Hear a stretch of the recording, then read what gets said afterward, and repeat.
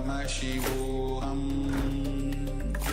Om Nityananda Paramashivoham Om Nityananda Paramashivoham Om Nityananda Paramashivoham Om Nityananda Paramashivoham Om Nityananda Paramashivoham Om Nityananda Paramashivoham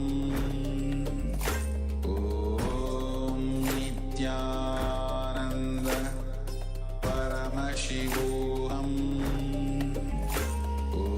Om Nityananda Paramashivoham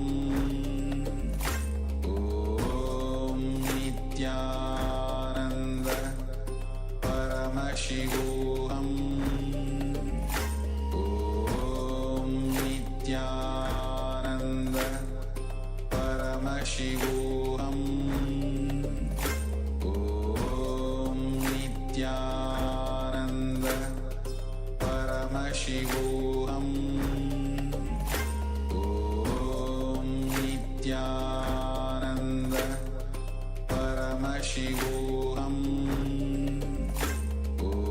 Om Nityananda Paramashivoham Om Nityananda Paramashivoham Om Nityananda Paramashivoham Om Nityananda Paramashivoham Om Nityananda Paramashivoham Om Nityanandam, we are on a mission to revive the Enlightenment civilization. If you resonate with our message and want to be part of us, be sure to like, share, and subscribe. And don't forget to click the bell icon.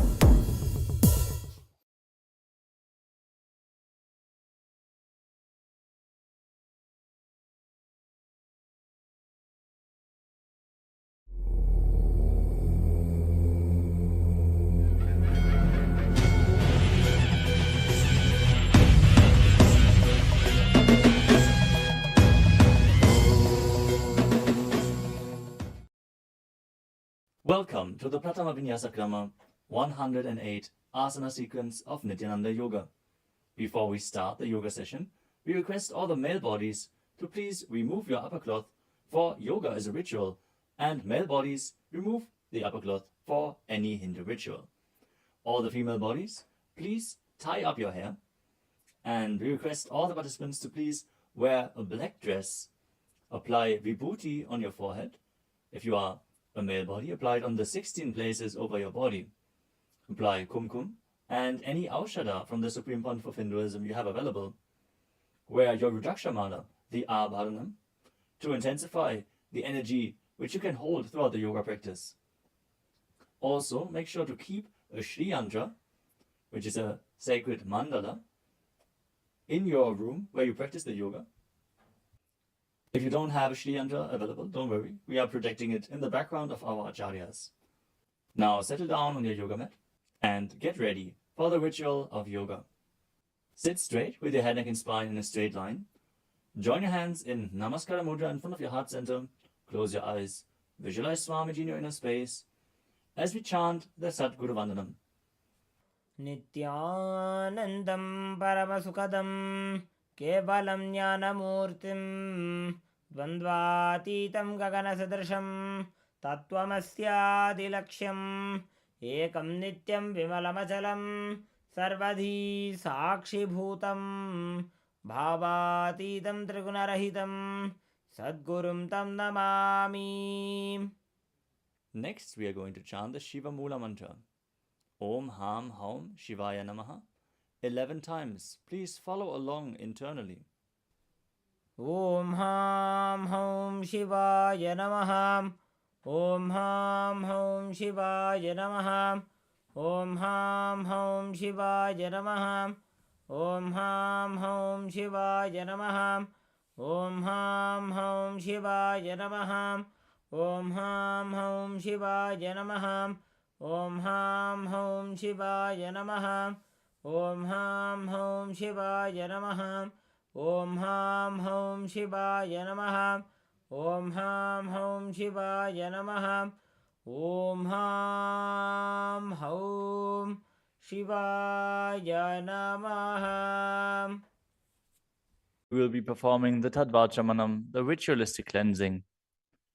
Now keep your hand, the right hand, in the shape of a cow's ear in the Gokarana Mudra, as our acharyas are demonstrating. Then take an udani of water, pour it into your right palm. We're going to chant a mantra thrice. Each time, sip the water from the bottom of your palm whenever the word Swadha is chanted. Om Atmatattvam Shodhayami Swadham. Take another udani of water. Om Vidyatattvam Shodhayami Swadham. Pour another udani of water into your palm. Om Shivadattvam Shodhayami Swadham. Now wash your right hand with the water from the Panchapatram and wipe your lips twice with the bottom of your thumb as we chant. Om Ham Hridayaya Namaha. Now wash your hand again.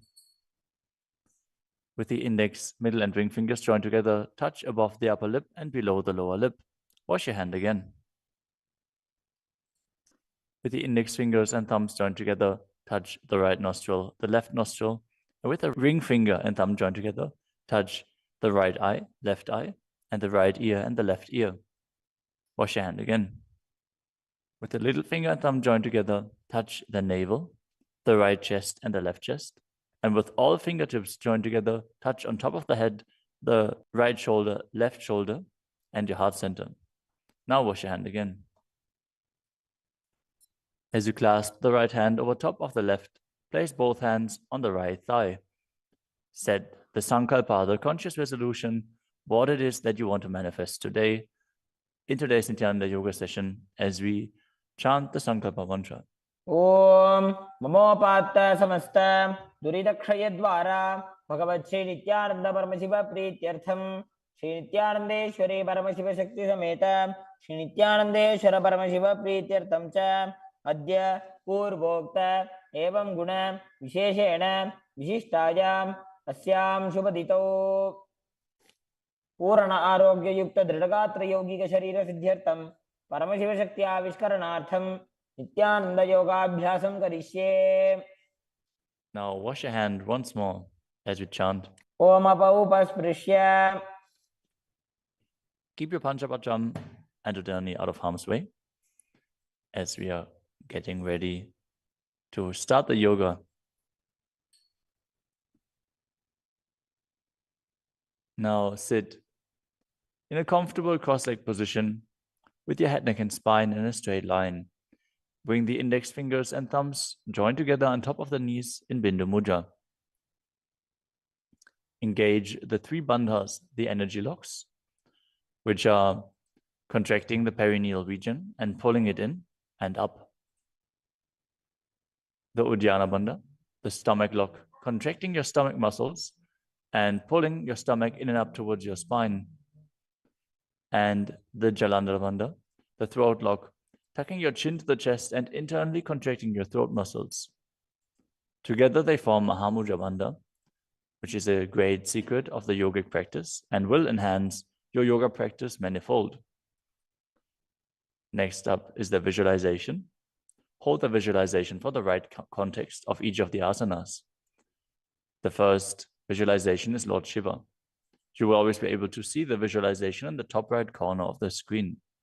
So whenever you don't know how the visualization looks, you can just check the screen. Next up is Samana Kumbhaka. Now fill your stomach with prana as you meditate on a flame in your stomach, kindling the prana and raising up your spine. Chant the japa soham and visualize it rotating around your throat until the nectar oozes out into your body. Let us now perform the first asana, which is Sukhasana. तत्सुखासनमित्युक्तमशक्तस्तत्समाचरेत् आसनं विजितं येन जितं तेन जगत्त्रयम्. The next asana is Parvatasana. Now bring your legs into Padmasana with the feet on top of the opposite thighs. Then bring your palms together in Anjali Mudra and raise them up above your head, keeping your elbows straight. Engage all three bandhas, Mahamudra Bandha, as you visualize yourself as Mount Kailash. अथ वक्षे Mahadev पर्वतासनमङ्गलम्. The next asana is Halipavasana. Now bring the soles of your feet together in front of your body and hold the left hand by the right behind your back. As you lean forward and place your forehead on the ground behind your heels. Engage all three bandhas as you gaze to the nose and visualize Swamiji in your inner space. पूर्वविधियाहु मे जानो उभयपकतले सम्पुटठानो.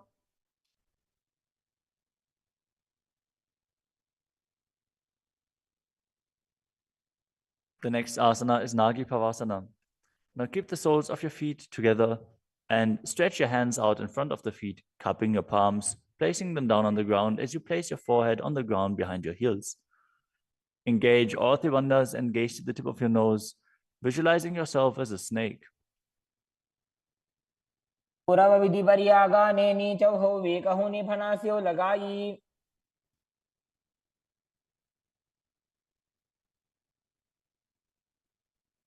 Next up is Kokilasana. Now hold the big toes with the index and middle fingers in Prana Mudra. Then raise the legs up straight and then cross them into Padmasana, leaning forward and down onto your elbows. Engage all three bandhas as you visualize yourself as a bird. स्थान्यदासनं वक्ष्ये yen Sidho भवेन्नरः. The next asana is Neti Asana. Now place one ankle on top of the opposite knee as you hold onto the opposite elbows. Engage all three bandhas, rotate your arms in a circle and gaze to the nose, visualizing Swamiji in your inner space, and after some time change the direction of the movement. घोड़ाबामापादकी आशमाहिली सोये दक्षचरण को वारलोता परिकुल्फ समोय.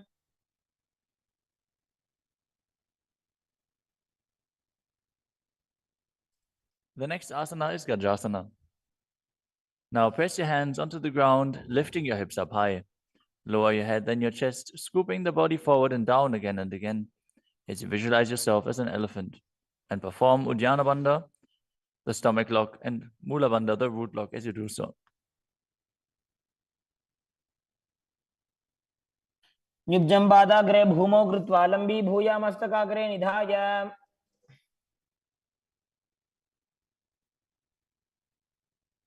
The next asana is Vrikshasana.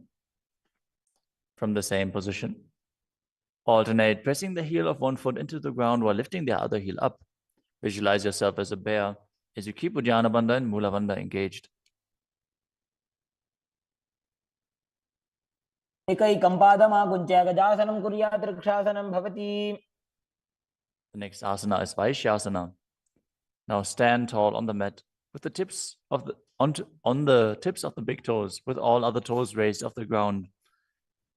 As you keep your head, neck, and spine in a straight line and bring your index, middle, and ring fingers to the heart center in Hridaya Mudra. Visualize Swamiji in your inner space and perform Uddiyana Bandha and Mula Bandha. केशेन पादयुगलं बद्ध्वा तिष्ठेत दोमुखः.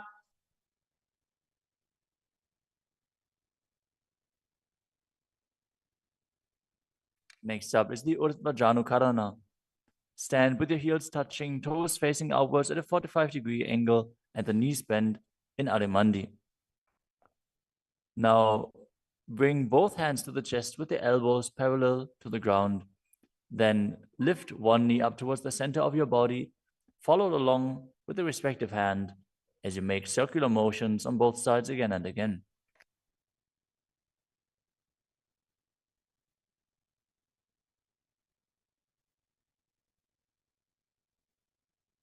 The next asana is Balalingasana. Now interlace your fingers from the outside in Sarvashankari Mudra and hold on to one knee, pulling it up towards your chest. Keep your head, neck, and spine in a straight line and visualize yourself holding a baby as you engage all three bandhas, Mahamudra Bandha.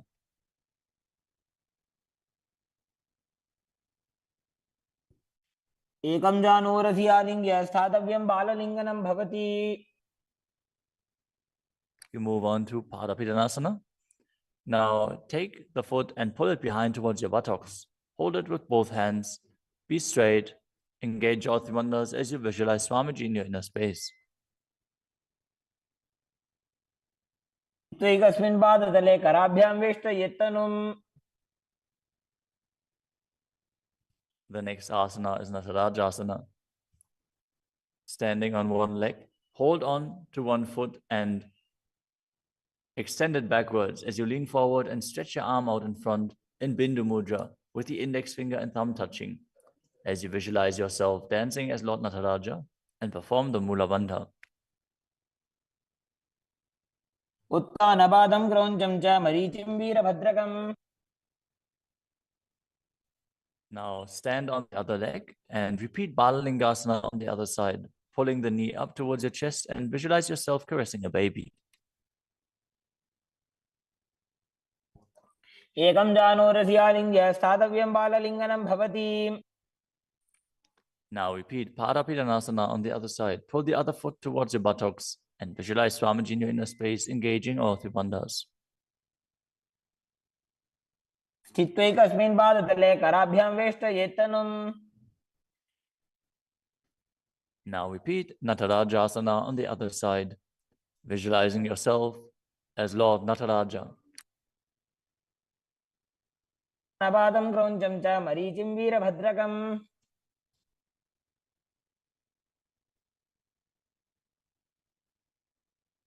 Next up is the Ardha Rechita Karana. From Adimandi position, bring the right foot behind the other with the toes down and the heel up. Keep the left hand at the chest and swing the right arm back and forth, gracefully moving the fingers one by one. Now keep the right hand over top of the nose, uncross your ankles, and repeat the movement on the other side.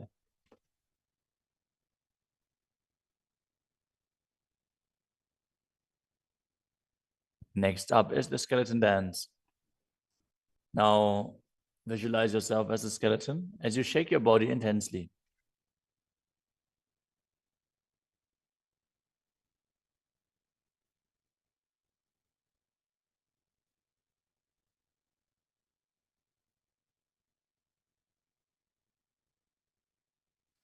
We move on to Katichina Karana. From Adimandi, with the heels together, toes pointing outwards and the knees bent, bring your hands above your head with the arms crossed, palms facing backwards. Now open your hips to one side and open the arms along above your head. Return to the center and repeat the movement on both sides again and again.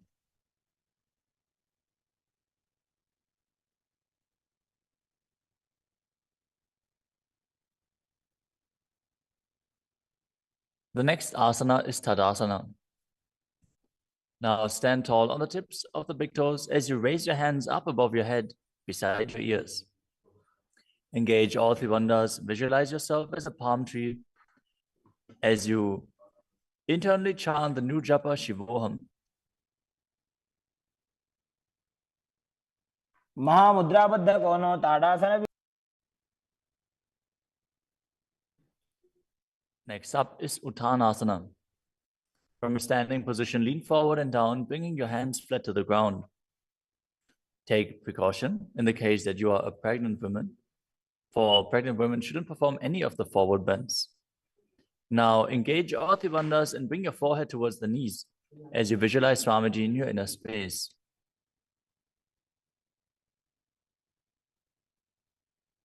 महामुद्राबद्ध कोनो ताड़ासन विभेदकान्. The next asana is Tadakshvasana, the plank position.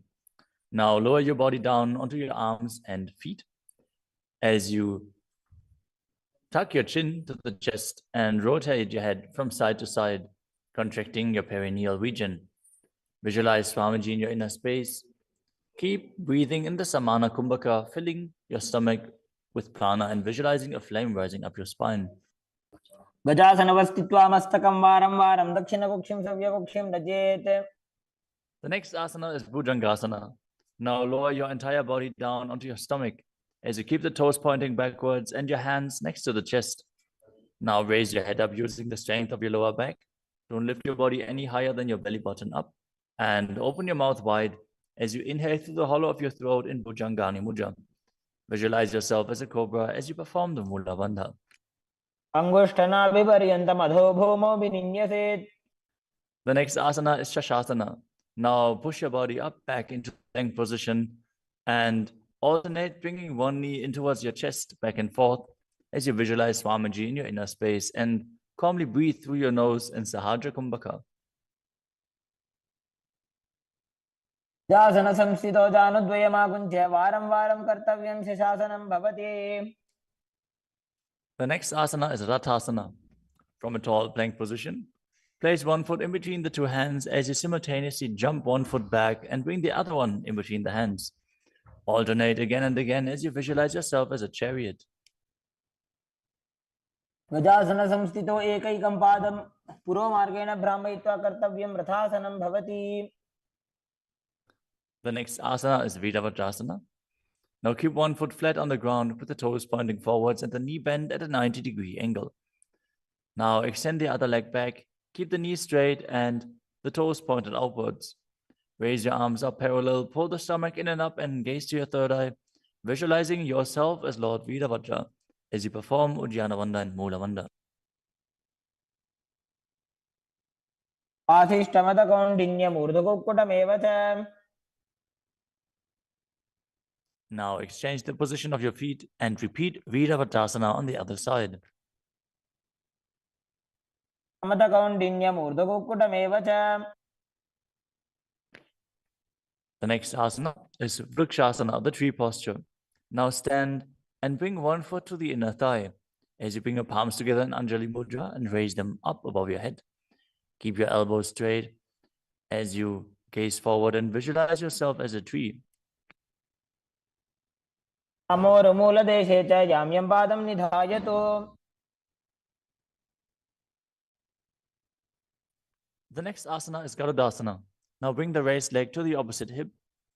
Join your hands in Namaskara Mudra in front of your heart center as you visualize yourself as Lord Garuda and engage the Mula Bandha. गरुडासनमावक्ष्ये येन ध्यानं स्थिरं भवेत्. Now stand on your other leg and repeat Vrikshasana on the other side. वामोरुमूलदेशे च जाम्यं पादं निधायतु. Now repeat Garudasana on the other side, keeping the standing leg as straight as a rod and visualizing yourself as Lord Garuda.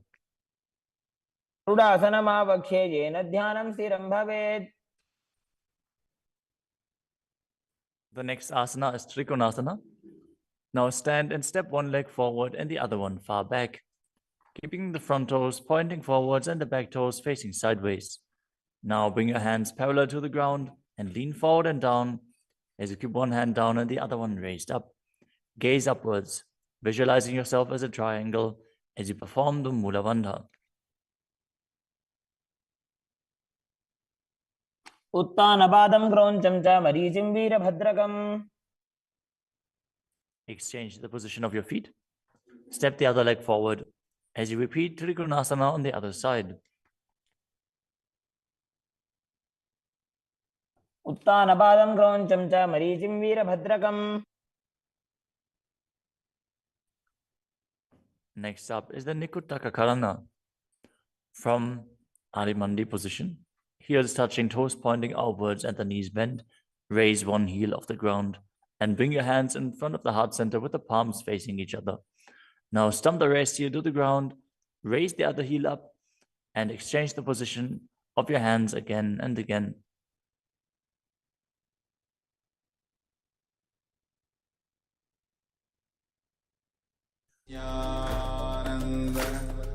Paramashivoham Om Nityananda Paramashivoham Om Nityananda Paramashivoham Om Nityananda Paramashivoham Om Nityananda Paramashivoham Nityananda Paramashivoham Om Nityananda Paramashivoham Om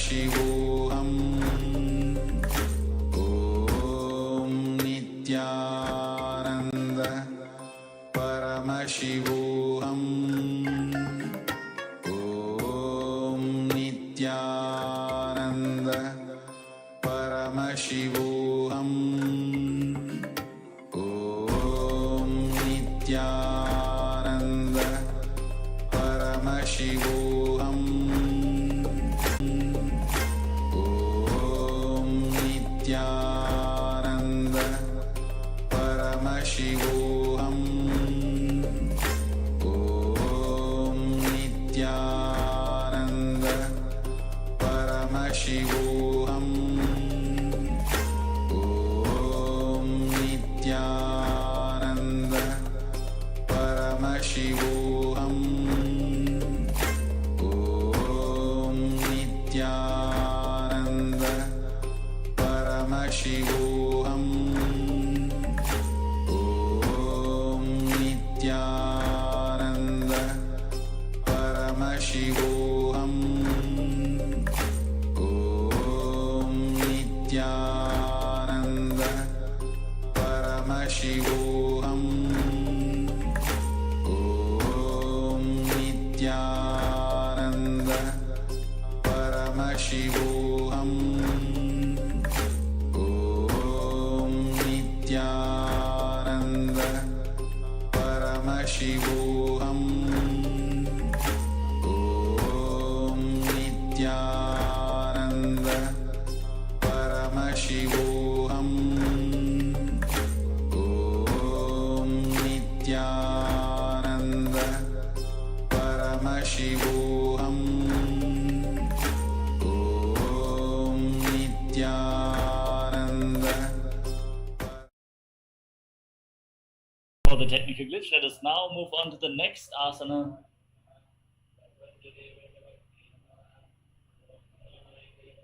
We're going to move to the next asana of the sequence, which is Angushtasana. Now, tuck your toes, keep your knees off the ground, join together in front of your body. Bring your hands in Namaskara Mudra in front of your heart center. And visualize Swamiji in your inner space as you start buzzing like a bee on in and exhalation in Brahmari Kumbhaka in Angushtasana. कबन्धासनमित्याहुः गोरक्षासनमेव च अङ्गुष्ठमुष्टिकं ज्ञेयं ब्रह्मप्रासादितं तथा. Now step 1 foot forward and keep your hands at the side of the body with the palms facing forward, fingertips barely touching the ground in Varamudra as you visualize Swamiji in Saurasana. प्रसार्यैकं पादतलं संस्थाप्य त्वेकपादकम्. Next up is Vidunanasana. Now lean forward and hold on to the big toe of the front foot in Prana Mudra and hold on to the back heel with the other hand. Balance in this posture as you visualize Swamiji in your inner space in Vidunanasana.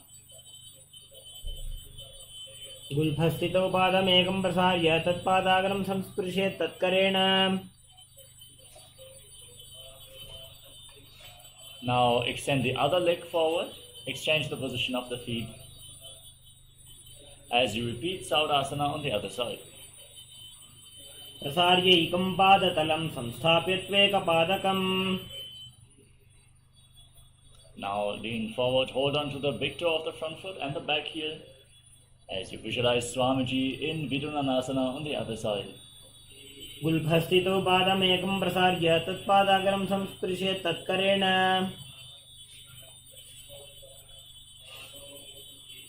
The next asana is Brahma Dhutangkushasana. As you step both your feet in, keep your toes tucked, sit on raised heels, and separate your knees as you place your hands on top with the palms facing up. Lock your chin to the chest, lock the throat in Jalandhara Bandha, and gaze through the gap between the palms. As you visualize Swamiji, keep your eyes open wide, unblinking in Shambhavi Mudra, in Brahmajana Kushasana. दो फणा पानी होए वैसे एड़ी दो गुदानी वैसे कोरपक थलियां की माहिली ice माहेरा शेमिली. The next asana is Kapilasana. Drop your knees to the mat and keep your toes tucked, sit on raised heels and place your palms on top of your thighs. Gaze towards the tip of your nose as you pull your stomach in and up firmly and hold Uddiyana Bandha. Visualize yourself as Sage Kapila Muni in Kapilasana.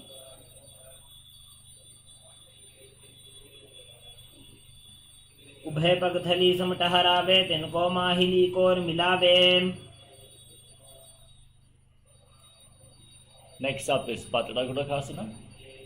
Now shift your gaze up towards your third eye but maintain the same position, visualizing Swamiji in your inner space. दो पग थली संपुट करे कोरबारली भूपर इधरे कोरबारली राखे ऐसे तापरी मूल द्वार टिकी बैसे. Now raise your knees off the ground, bring the soles of the feet together, toes tucked, knees wide apart, join your thumbs and little fingers and open up your palms resembling a lotus flower in Padma Mudra and raise your arms up above your head. Gaze up through the gap between the palms, pull your stomach in and up in Uddiyana Bandha and visualize Lord Surya in your inner space in Suryasana. एडी दो गुदा तरियाणे फणा पानी बैठक पुनिठाने. Now bring your knees on the ground and the top of the feet flat on the mat. Keep the toes touching behind your back. Place your hands on top of your knees. Gaze up towards your third eye and place your tongue flat against the palate of your mouth in Manduki Mudra. Breathe deeply through your nose in Sahaja Kumbhaka as you visualize yourself as a frog in Mandukasana. पादतलौ पृष्ठदेशे अङ्गुष्ठे द्वे च संस्पृशे जानुयुग्मं पुरस्कृत्य साधयेन्मण्डुकासनम्. From the same seating position, bring your hands behind your back and hold on to opposite shoulders. Keep your elbows close to your head. Pull your stomach in and up in Uddiyana Bandha. Gaze towards your third eye. Perform Manduki Mudra with your tongue and visualize yourself as a frog in Uttana Mandukasana. मण्डुकासन मध्यस्थं कूर्पराभ्यां धृतं शिरः एतद्भेकवदुत्तानमेतदुत्तानमण्डुकम्. Now cross your feet and sit on the raised heel. Place your hands on top of your knees, gaze towards the tip of your nose, stick your tongue out and exhale forcefully through your mouth again and again, visualizing yourself as a lion. दक्षिणं सव्यगुल्फेन दक्षिणेन तथेतरं हस्तौश्च जान्वो संस्थाप्य स्वाङ्गुलीश्च प्रसाद्य च.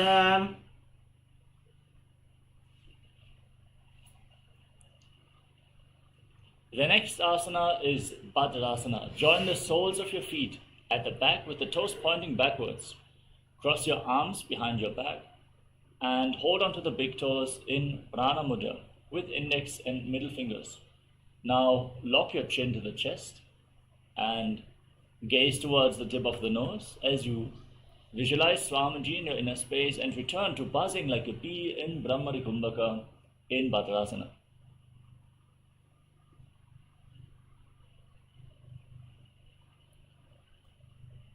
दक्षिणं सव्यगुल्फेन दक्षिणेन तथेतरम्.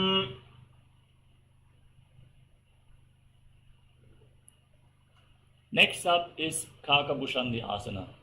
Now place your feet flat on the mat and Bring your arms in and around the raised knees as you try to interlock your hands behind your back in Padusha Mudra and gaze towards the tip of the nose, visualizing yourself as a crow in Kakabhushandi Asana. प्रथमे वैसकोकटठाने दोवो हाथ पगम नीच आने. Next up is Kanipavasana. From the squatting position, place your palms flat on the ground, bring your knees onto your arms towards your armpits, raise your hips, raise your feet off the ground and balance as you visualize Swamiji in your inner space. आसन को गुण आशीदुष्टा होई तो आछी होई. Next up is Kapali Asana. This is going to be the first inverted posture of this sequence, requesting all the participants who suffer from any physical ailments like neck or spine injuries, as well as people with high blood pressure, and also women who are currently in pregnancy or they suspect they might be pregnant, not to perform any of these intense asanas. If you feel unstable in inverted positions, you can use a wall for support or ask a partner to assist you. Let us now get ready for Kapali Asana. Place your hands on the ground, the head on the mat. Form a triangle between your head and your hands. Bring your knees onto your elbows, your hips above the shoulders, then raise your legs up into a headstand. Again, you can lean against the wall for support. Gaze to the nose, visualize Swamiji, and keep buzzing like a bee on in and exhalations in Brahmari Kumbhaka in Kapali Asana. शीशे शीशा धरती टेकी पकदो भूमि लिवा ऊंचा कुकरे. Lower your body down. Now come to a squatting position. We're now going to perform Rechaka Kumbhaka, exhaling fully and holding the breath after every exhalation. Now twist your body to one direction. Align your knee and your respective hip with the elbows. Lean forward and extend the legs to the side as you balance on your arms. Gaze up towards your third eye and visualize yourself as a peacock in Parshamayurasana. मयूरं दंडवत् कुर्यान् मायूरं दंडनामकम्. Now twist your body in the opposite direction. Again, lean onto your elbows and lean forward. Extend the legs out to the side. Balance as you gaze up, visualizing yourself as a peacock in Parshamayurasana. मयूरं दंडवत् कुर्यान् मायूरं दंडनामकम्. Now walk your hands forward, step your feet back into a tall plank position, Tadakshvasana. Then step one foot outside the respective shoulders, in between the 2 feet. Raise your head, push your hips forward, engage the Mula Bandha, gaze up towards your third eye, and visualize yourself as Lord Kala Bhairava in Bhaira Ganathasana. आसन को गुण पीती जाई. Now step the front foot back, bring the other foot outside the shoulder in between the hands. Gaze up and visualize yourself as Lord Kala Bhairava in Bhaira Ganathasana on the other side. आसन को गुण पीती जाई. Now step both feet back and bring your forearms on the ground. Maintain the plank, raise your hips and lift your head. Gaze up towards your third eye. Try touching the ground with your heels, stretching the calves and hamstrings. Visualize Swamiji in Unmukha Pitasana.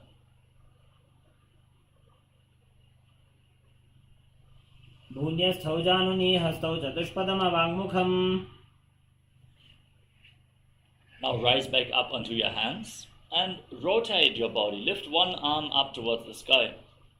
Gaze up along the raised arm and visualize yourself as sage Vashishta in Vashishthasana. ऊर्ध्वकुक्कुटवासिष्ठमरीचहलमत्स्यकं परिवृत्तिं चोद्रस्य विविधं धनुरासनम्. Now rotate your body in the opposite direction and raise the arm up. Gaze up along the raised arm as you visualize yourself as sage Vashishta in Vashishthasana on the other side. ऊर्ध्वकुक्कुटवासिष्ठ मरीचहलमत्स्यकं परिवृत्तिं चोदरस्य विविधं धनुरासनम्.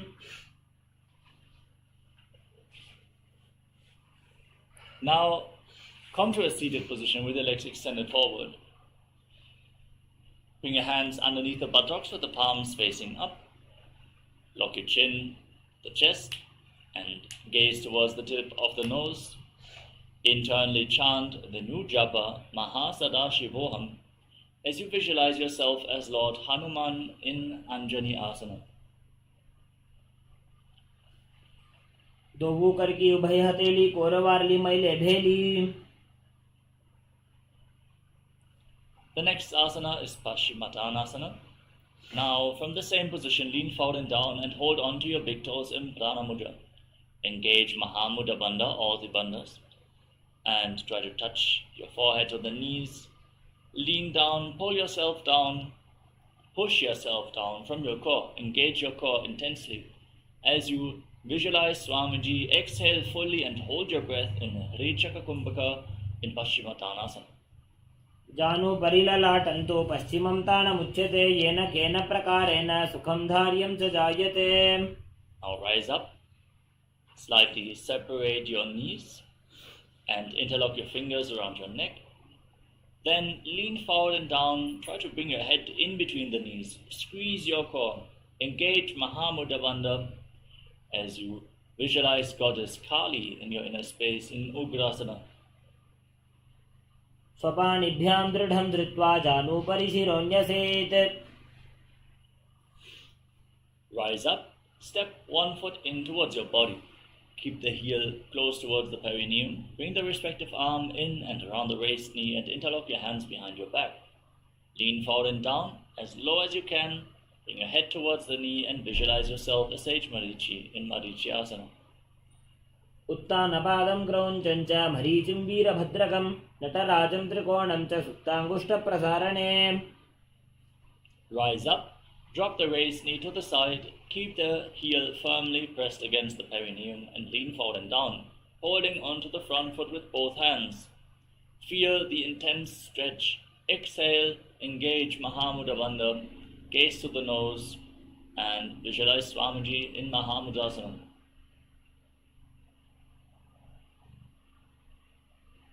महामुद्रां प्रवक्ष्यामि तन्त्रेऽस्मिन् मम वल्लभे यां प्राप्य सिद्धा सिद्धिं च कपिलाद्याः पुरागताः.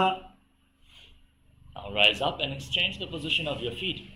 Extend one leg and bring the other foot in towards the perineum with the knee raised. Lean forward and interlock your hands behind your back. Visualize yourself as Sage Marichi in Marichi Asana. उत्तानपादं क्रौञ्चं च मरीचिं वीरभद्रकं नटराजं त्रिकोणं च सुप्ताङ्गुष्ठप्रसारणे.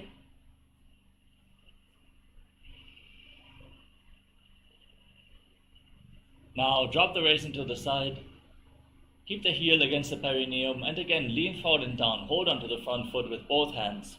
Bring your head towards the knee. Gaze to the nose. Visualize Swamiji and engage Mahamudra Bandha in Mahamudrasana.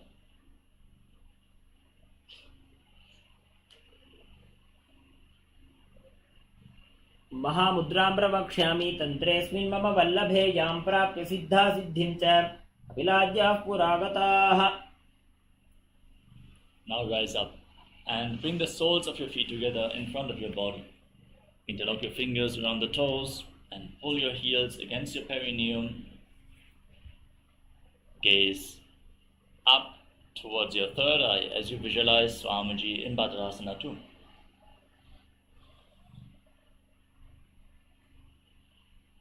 गुल्भौ च वृषणस्यादः सीबन्त्याः पार्श्वयोः क्षिपेत्. Next up is Kvalipavasana. Now slightly extend your feet away from the body. Keep your hands on the respective knees and keep your toes together but separate your heels. Lock your chin to the chest and gaze to the tip of your nose, visualizing Swamiji in your inner space in Kvalipavasana.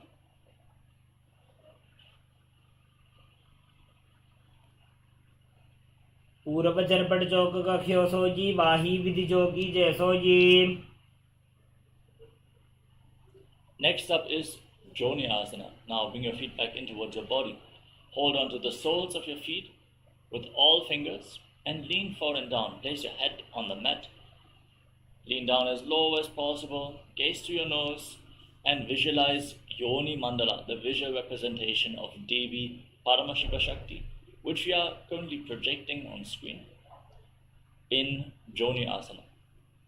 दोवो पगथली संपुट करे एड़ी मेड़ के ढिंग धरे. Next up is Midaki Pavasana. Now extend your feet, keep the heels together and separate your toes. Extend your arms out to the side and lean forward and down. Place your forehead on the ground just behind your heels as you gaze to the tip of the nose and visualize Swamiji in your inner space in Midaki Pavasana. पूर्व विधि परिपक थली संपुट शोल एड़ी मिली राशे. Rise up, bring your feet back in towards your body, toes together, heels apart. Scoop your hands below the shin and keep your palms facing up. Lean forward and down and bring your toes against your throat as you pull yourself down. Gaze towards the tip of the nose and visualize Lord Surya in your inner space in Siddha Samadhi Asana. दोवो पगथली संपुट करे सोले मेढ़ आगा मेधरे. Next up is Chinaki Pavasana. Bring the feet back in towards your body. Keep the heels together. Separate your toes. Hold onto the feet and open them up like a book. As you press your elbows onto your thighs, gaze the tip of the nose and visualize Swamiji in Chinaki Pavasana. दो पगा की एड़ी धरती मगिवा मेढ़ लगावे. The next asana is Chadapata Chokasana. Place the soles of the feet together, your hands on the respective knees, and gently but firmly push your knees down to the ground. Gaze up towards your third eye, pull your stomach in and up in Uddiyana Bandha, and visualize Swamiji in Chadapata Chokasana. दो पगथली संपुट धरे आगा ने करे जारे पसारे.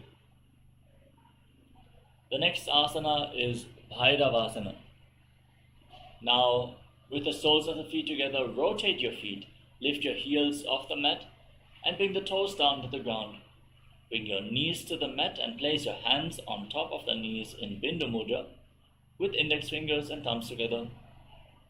Gaze up towards your third eye, pull the stomach in and up in Uddiyana Bandha, and visualize yourself as Lord Kala Bhairava in Bhairavasana.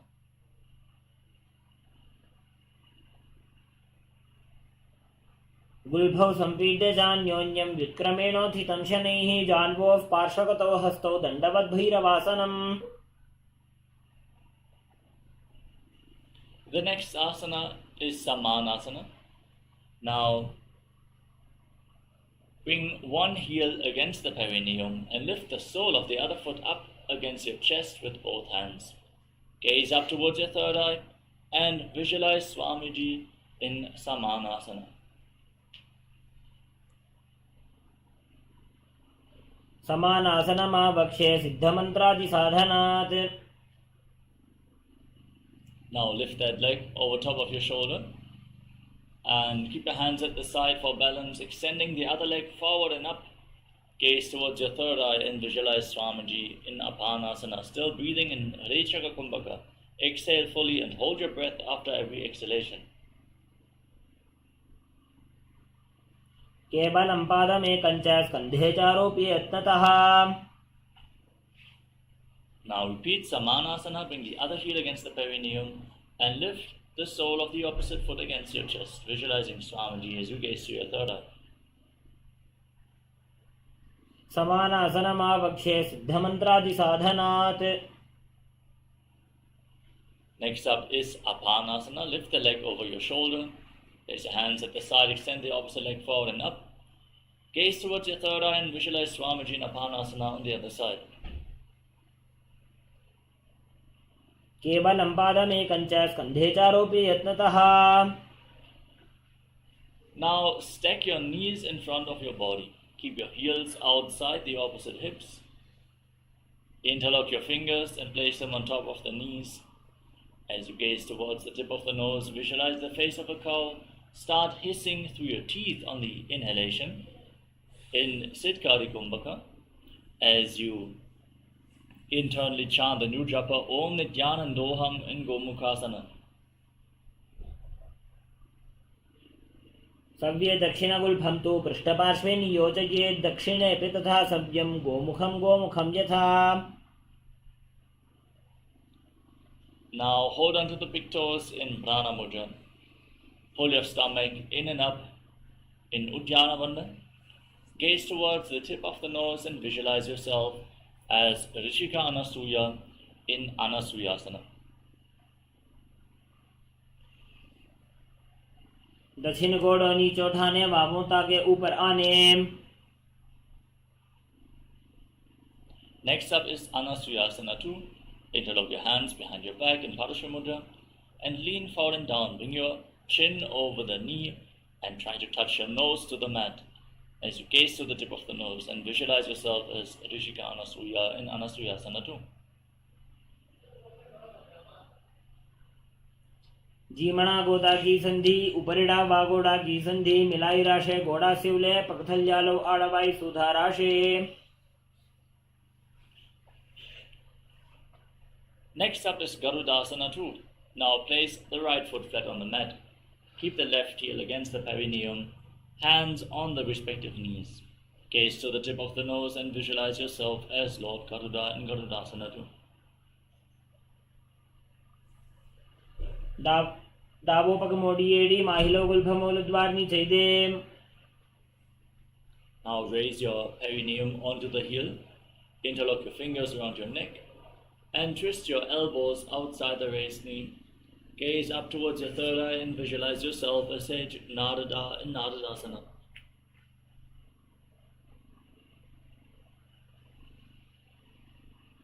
पृष्ठज्वाम पगदली केरी भूपरि काहिल का बेफेरी.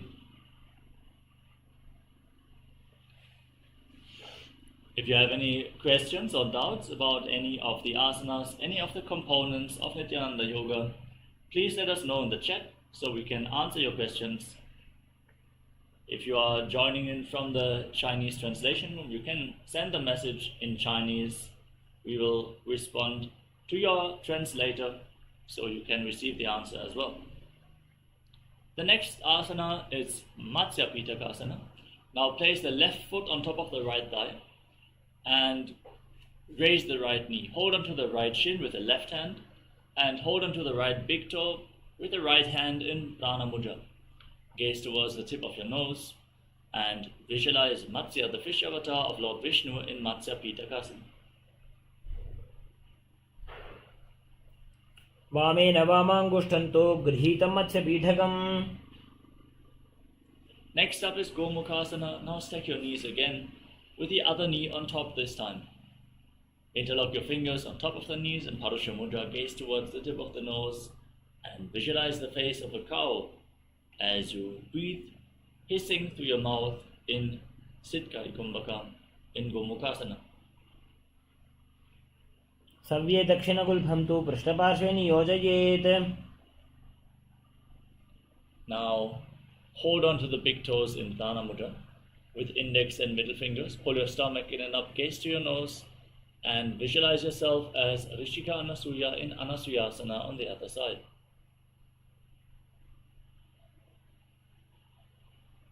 दक्षिण गोड़ो नीचे उठाने बाहों ताके ऊपर आने. Now interlock your hands behind your back in Parasha Mudra and lean forward and down. Bring your chin over the knee, the nose to the ground. And don't forget to internally chant Om Nityanandoham in Anasuyasana 2.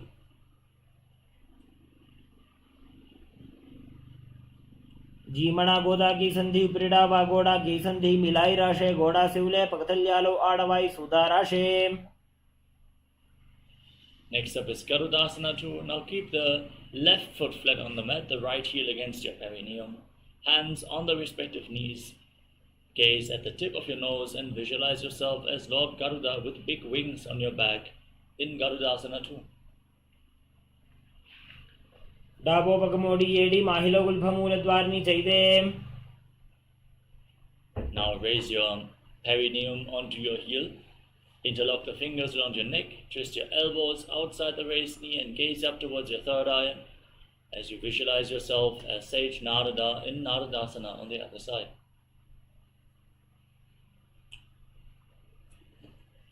विष्टिज वाम पगदली केरी भूपरी ताही लगावे फेरी. Next up is Matsya Pitakasana. Now place the right foot on top of the left thigh and hold on to the left shin and big toe. Gaze to your nose and visualize Matsya, the fish avatar of Lord Vishnu, in Matsya Pitakasana. वामेन वामांगुष्टन्तु गृहीतं मत्स्यपीठकम्. Now extend your legs, place the left foot on the right thigh and raise the right knee. Twist your left elbow outside the raised knee with a hand by the neck. Place the other hand on the ground behind you. Twist your spine, gaze up, and visualize Sage Matsyendranath in Matsyendasana.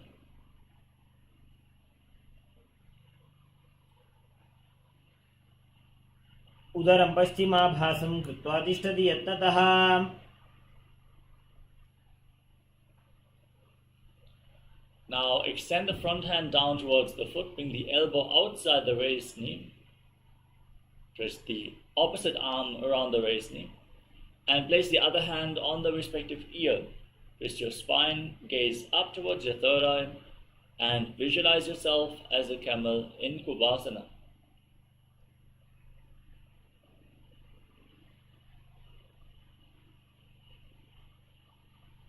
आसन को गुण झोलो जाए.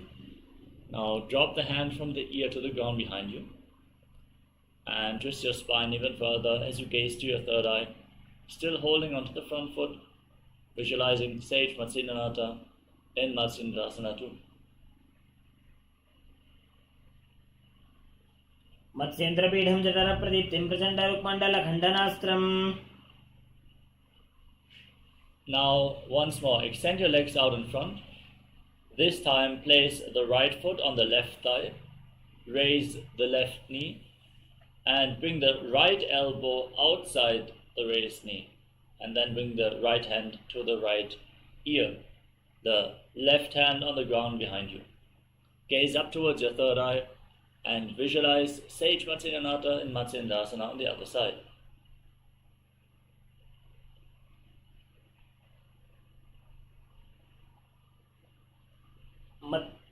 उदरं पश्चिमाभासं कृत्वा तिष्ठति यत्नतः. Now extend the right hand down towards the left foot, hold on to the big toe in Prana Mudra and place the left hand on the respective ear. As you turn back, gaze up, visualize yourself as a camel in Kubasana.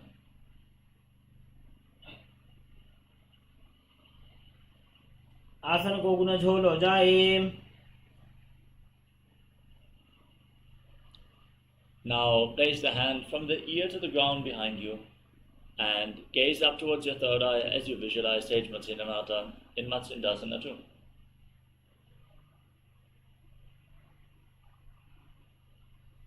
मत्स्येन्द्रपीठं जठर प्रदीप्तिं प्रचण्डरुक्मण्डलखण्डनास्त्रम्. Now place your feet on top of opposite thighs. Sit in the lotus posture. Keep your hands flat on the respective knees and gaze towards the tip of your nose. Engage all three bandhas. The Mula bandha, the root lock, contracting the perineal floor. Uddiyana bandha, the abdominal lock, pulling your stomach in and up towards your spine. And Jalandhara bandha, the throat lock, tucking your chin to the chest, internally contracting your throat in Mahamudra bandha as you gaze to your nose.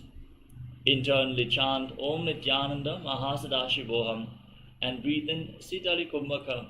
Stick your tongue out of your mouth and contract your lips, inhaling through your mouth as you visualize yourself as Lord Shiva in Padmasana.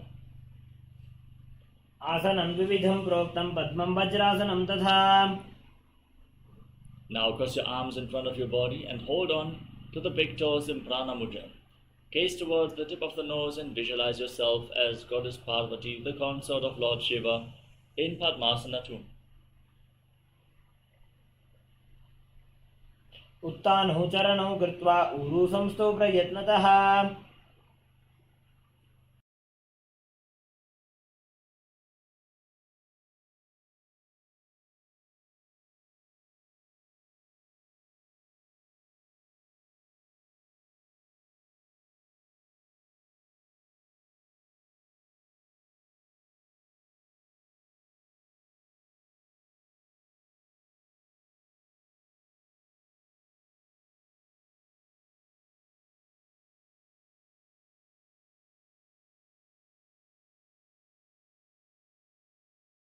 The next asana is Kukkutasana. As you maintain your legs in Padmasana, bring your hands through the legs and place your palms on the ground. Then lift your entire body off the mat. Pull your knees up towards your chest and breathe calmly in Sahasrara Kumbhaka through your nose as you visualize yourself as a rooster in Kukkutasana. पद्मासनं सुसंस्थाप्य नान्भोरोरन्तरे करौ. Next up is Padhakiki Asana. Now, as you sit in Padmasana, rise up onto your knees and place your palms on the ground, fingers pointing towards your body. Bend your elbows, bring them close to your navel. Lean onto your elbows and lift your knees off the ground, balancing on your arms. Visualize Swamiji in your inner space in Padhakiki Asana. धरामौष्टभकरद्वयेन तत्पूर्वपरिस्थापिता नाभिपार्श्वः. Now bring your feet back, extend your legs. Keep your hands on the mat, fingers pointing towards you. Bend your elbows against your navel. Lean forward, find balance, and extend your legs straight back, visualizing yourself as a beautiful peacock in Mayurasana. अथ पक्षे Mahadev मयूरासनमुत्तमम्. Now lean forward in down. Lay down on your stomach and place your forehead on the mat. Interlock your fingers around your neck and turn your feet outwards so the toes are pointing to the side and the heels are touching the mat. Rotate your hips and visualize yourself as a crocodile in Makarasana. अध्यासशेते हृदयं निधाय भूमौ च पादौ च प्रसाद्यमानौ शिरश्च धृत्वा करदण्डयुग्मे देहाग्निकारमकरासनं तत्. Now place your palms on the mat next to your shoulders and raise your legs off the ground completely, including your knees. Visualize yourself as a locust as you hold this posture, Shalabhasana.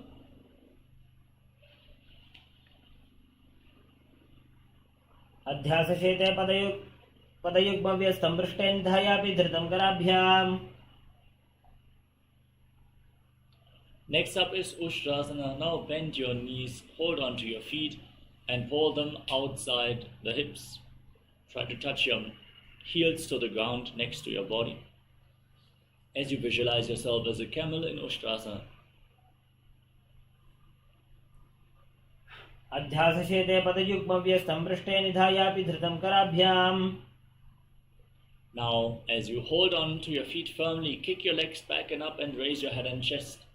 Pull yourself up, bend your back, lift your head up, gaze up towards your third eye and visualize yourself as Pinaka, Lord Shiva's bow in Dhanurasana. प्रसार्य पादौ भुजदण्डरूपौ करौ च पृष्ठे धृतपादयुग्मम्. Now come to a kneeling position. Sit in between your heels with the toes touching behind your back. Place your hands on top of your knees and gaze up towards your third eye. Visualize Swamiji in your inner space and breathe calmly through your nose in Sahasrara Kumbhaka, internally chanting Om Nityananda Paramashivoham in Bhagasana. उल्टा मोड़ी पाव दो वैसे बहुरो जुगदी करे एक ऐसे. The next asana is Gohi Asana, which is going to be another inverted posture. So set yourself up in front of a wall for support if needed. Now bring your forearms on the ground, elbows shoulder width apart. Interlock your hands, place your head on the mat and support it with your hands. Raise your hips up above the shoulders, straighten your legs, walk the feet forward and lift your feet off the ground. Now roll yourself up, bring your knees in towards your chest, squeeze your body into a ball, try to touch your knees against your chin. As you gaze to the tip of the nose, visualize Swamiji in Gohi Asana. दो वो हाथ की कहोनी जोजी पुण्य कलागी जाने दो जी. Now from this position, extend your legs up straight into Shirshasana. Visualize Swamiji in your inner space as you breathe calmly in Sahasrara Kumbhaka in Shirshasana. विपरीतं मण्डलं च द्विधैव विदितं हिनः. The next asana is Podyasana. Now come to a seated position with your legs extended forward. We are going to now enter into a sequence of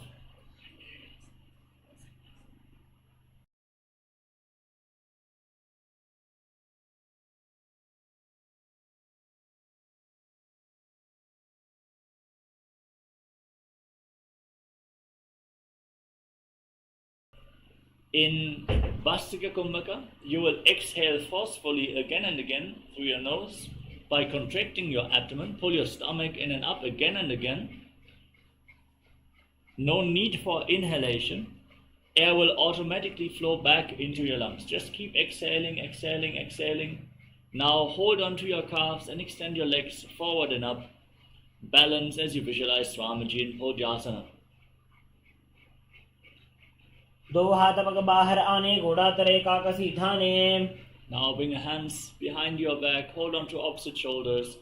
Gaze up towards your third eye and visualize yourself as a mace in Parighasana. उत्तानशयनं कृत्वा पादौ मिलित्वा प्रसार्य. Now extend your arms out in front, keep the legs raised. Gaze up towards your third eye and visualize yourself as a boat in Naukasana. उत्तानशयनं कुर्पराभ्यां भूमिं वष्टभ्याम्. Now scoop your hands below the feet and pull them against your chest. Keep rapidly exhaling as you gaze towards the tip of the nose and visualize yourself as Lord Rudra in Rudrasana. पगथैले सम्भूतकरी हाथस्य पग ऊंचाई. Relax. You can lay down on your back and breathe calmly.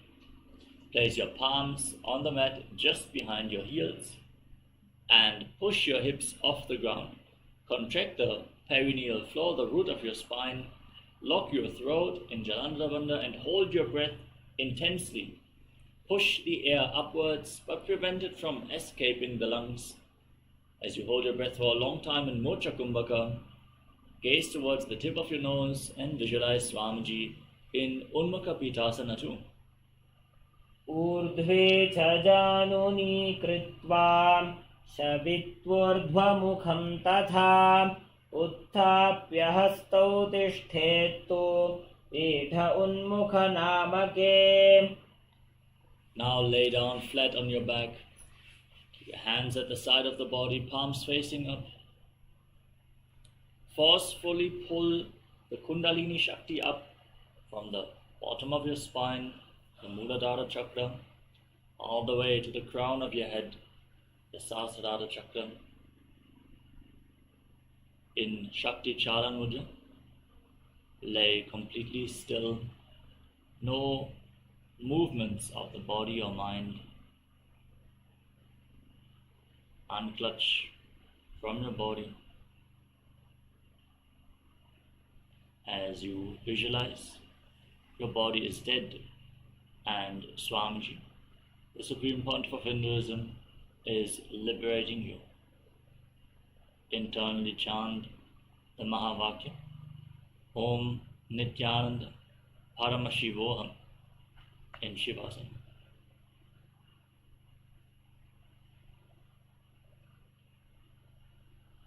उत्तानं शववद्भूमौ शयनं तु शवासनं. शवासनं श्रान्तिहरं चित्तविश्रान्तिकारकम्.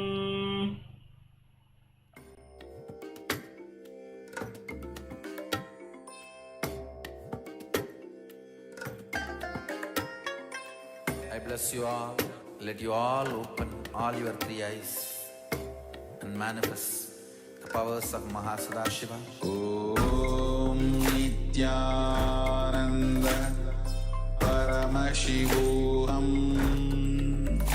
Om Nityananda Paramashivoham. Om Nityananda Paramashivoham. Om Nityananda Paramashivoham.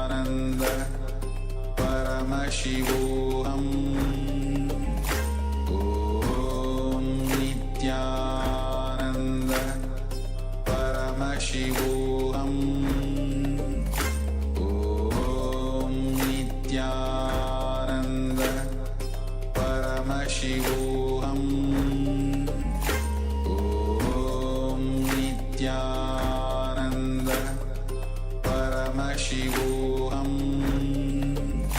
Om Nityananda Paramashivoham Om Nityananda Paramashivoham Om Nityananda Paramashivoham Om Nityananda Paramashivoham Om Nityananda Paramashivoham Om Nityananda Paramashivoham Om Nityananda Paramashivoham Om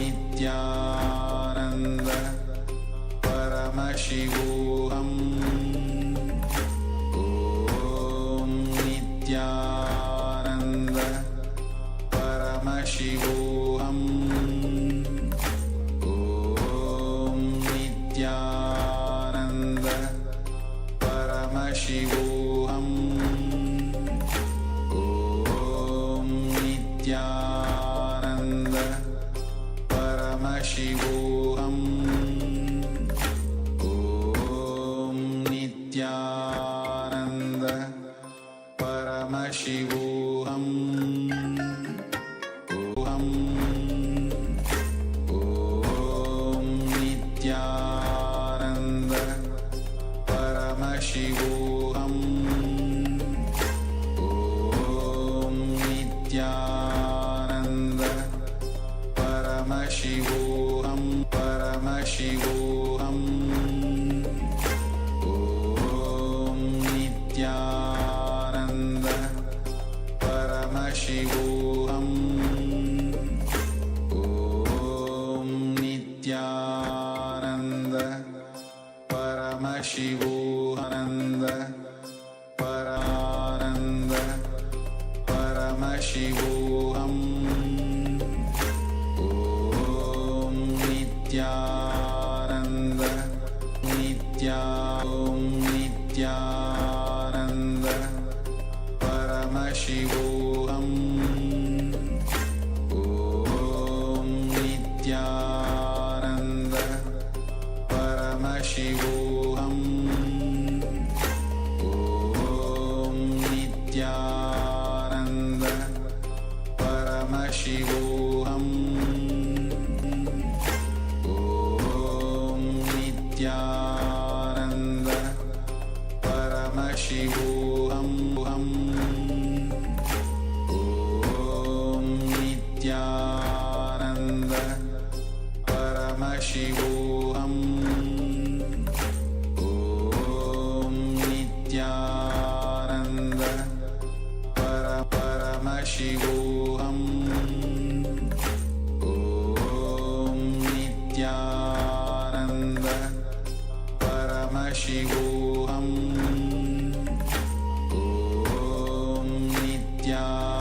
Nityananda Paramashivoham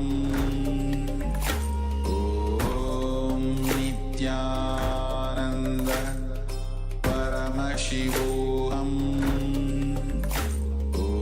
Om Nityananda Paramashivoham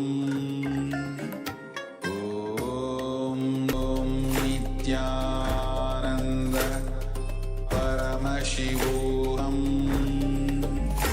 Om Nityananda Paramashivoham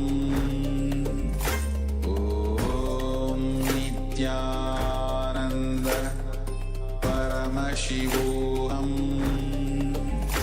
Om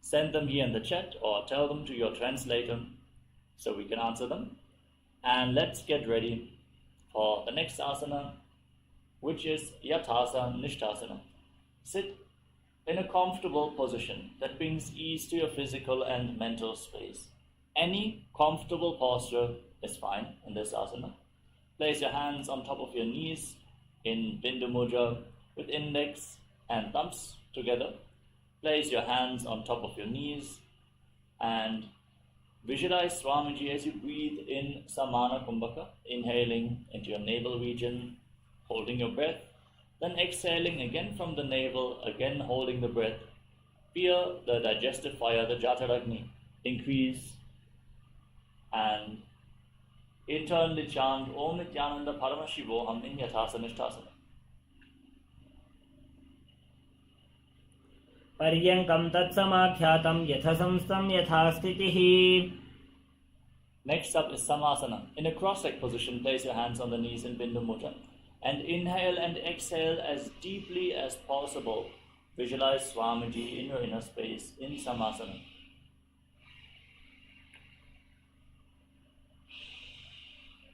इदानीं गर्भिणीनां योगाभ्यासो यथा लघु सुखप्रसवलाभाय प्रोच्यते प्राक्तने पथि. Now place your left heel against your perineum and stack your right foot on top of the left foot. Place your hands flat on your knees and gaze towards the tip of the nose as you visualize yourself as a sage liberated by the supreme pontiff of Hinduism in Muktasana. निपीड्य सेविनीं सूक्ष्मां दक्षिणेतरगुल्फतः वामं जाम्येन गुल्फेन मुक्तासनमिदं भवेत्. Next up is Siddhasana. Keep your hands flat on the knees, shift your gaze up towards the third eye and visualize Swamiji in your inner space.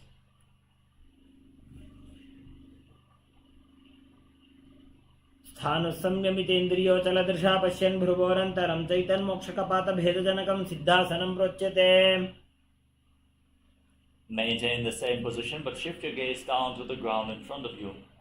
Engage Mahamudra Bandha or Tribandhas. Contract the perineal floor, pull your stomach in and up and lock your chin to the chest as you visualize Swamiji in Siddhi Asana.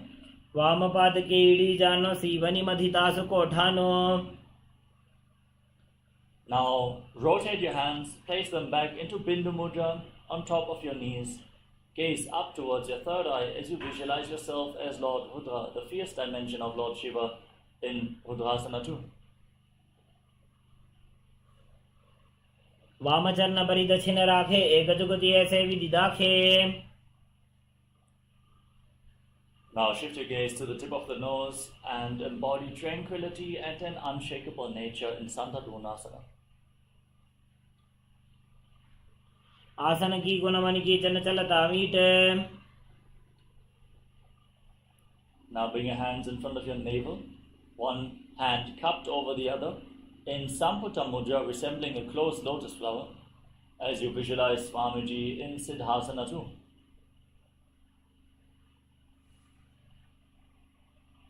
ऋजुकाय समासीन सिद्धासनमुदीरितं प्रसार्य भुवि पादौ तु दोर्भ्यामङ्गुष्ठमादरात्. Next up is Pandayoni Asana. Now maintain this position, set the Sankalpa to manifest through the womb of creation.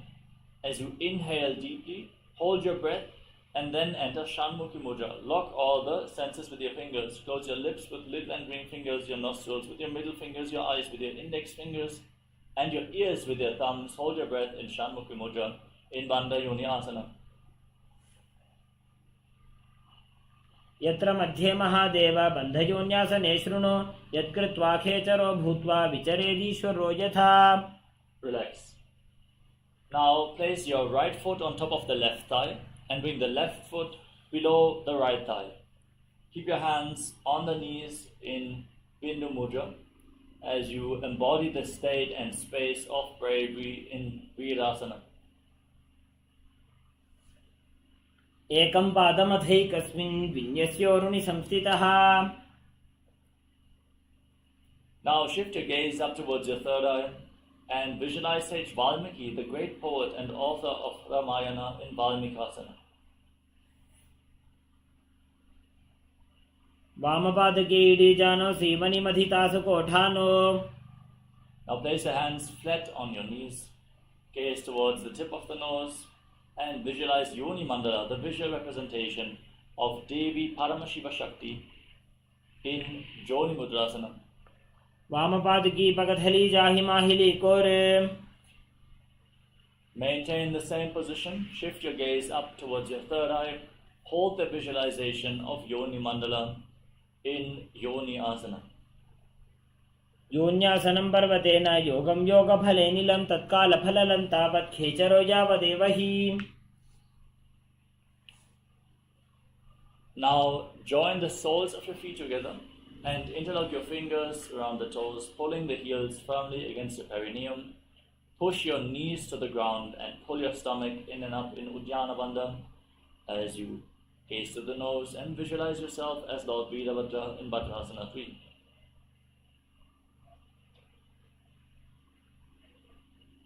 गुल्भौ च वृषणस्यादः सीवन्त्याः पार्श्वयोः क्षिपेत्. Now shift your gaze up towards your third eye and curl your tongue back and up in Kechari Mudra as you place the left hand on the left knee and cover your mouth with your right hand. Close your left nostril with the index finger, then inhale through the right nostril. Close both nostrils and hold your breath. Then exhale through the left nostril and again inhale through the left. Close both nostrils, hold your breath, exhale to the right, invert the breathing flow again and again in Abhyantara Kumbhaka as you visualize yourself as a Nagori in Nagodasana. पूर्व कहो भिश्रिका जोगी वाही विधि जोगी जैसो जी. Next up is Kanali Pavasana. Slightly extend your feet away from the body, keep your toes together and separate your heels as in Kvali Pavasana. Rest your elbows on the heels and your chin on the hands. Gaze towards the tip of your nose and pull your stomach in and up in Uddiyana Bandha. Exhale fully and hold your breath in Rechaka Kumbhaka and visualize yourself as a female elephant drinking water in Kanali Pavasana. ग्वाली पावा आसन कक्ष्यो है जैसे Yahoo में जाने विदित से. Next up is Padasana. Now scoop your hands below the shins and interlock your fingers. In Padasha Mudra, lift your feet off the ground, gaze to the nose and visualize Swamiji in Padasana.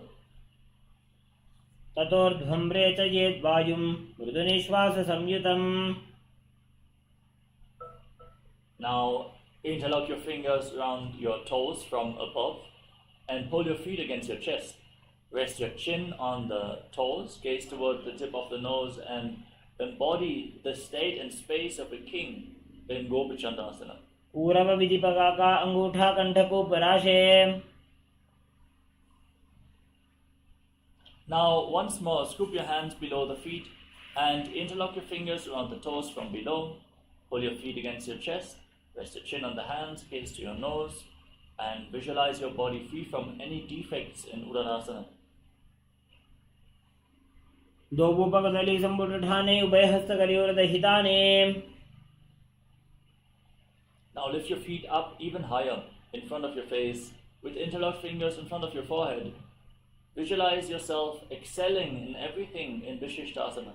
दो उपकदली जोड़ी संपुट करे.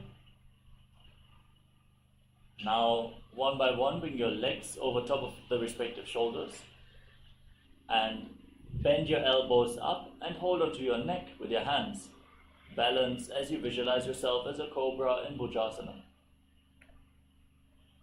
शिरासनं तु विज्ञेयं कक्षासनमतः परं ग्रीवासनं च परमं भुजासनमिहोच्यते. Now bring your hands down, keep your legs over top of the respective shoulders. Bring your hands behind your back and try to interlock your fingers in Padasha Mudra. Gaze towards the tip of your nose and visualize yourself as a beautiful, auspicious goddess in Kalyanasana. दो हाथ पगम नीचे आने तिनको गोड़ा नीचे ठाने. Now place the top of the left foot on the mat and sit on the left heel. Stack the right foot over top. Stack your knees in front, place your hands on opposite knees and gaze forward in Vaishnavi Mudra. Don't get distracted by any external happenings, just focus on what is happening in your inner space. Visualize yourself as an elegant swan as you breathe in Ujjayi Pranayama. Inhale through your nostrils and mouth simultaneously and contract your throat, creating an ocean-like sound from your throat on the inhalation. Then close your mouth and exhale through your nose, keeping the throat engaged, again creating the ocean-like sound in Sankatasana.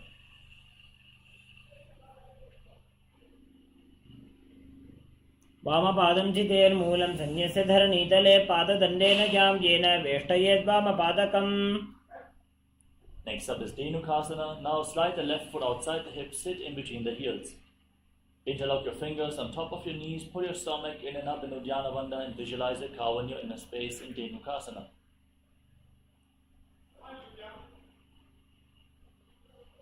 अनुषागिनकरपञ्चडं वृषिलिन्दकल्यम्नि. Now move the right foot on top of the left thigh and place the left foot on top of the right knee. Twist your spine as you bring the left arm behind your back. Hold on to opposite thighs. Once you catch a hold of the opposite thighs, twist your spine even further. Gaze up towards your third eye and visualize Swamiji in your inner space in Machandasana. वामजङ्गप्रदक्षिणठाने वामहस्तपिष्टे दिशाने. Now untwist your spine, hold on to the big toes and lean forward and down. Place your forehead on the ground and visualize Swamiji in your inner space in Machandasana too.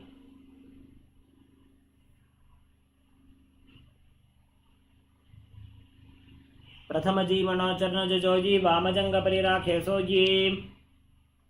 Rise up, interlock your fingers and place them on the left knee, the top knee. Engage all Trivandha's Mahamudra Bandha and visualize Swamiji, your Guru, in your inner space in Guru Asana.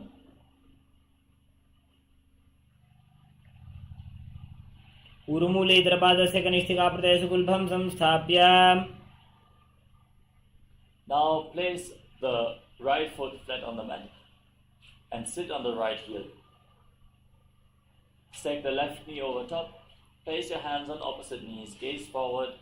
Focus on your inner space as you visualize yourself as an elegant swan in Sankatasana.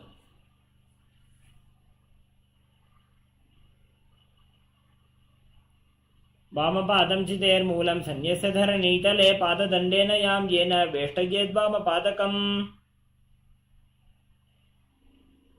Now slide the right foot outside the hip and interlock your hands on top of the knees. Engage Uddiyana Bandha. Pull your stomach in and up and visualize a cow in your inner space in Dhenukasana. अनुषागिनकरपञ्चडं वृषिलिन्दकल्यम्नि. Now slide the left foot on top of the right thigh and place the right foot on top of the left knee.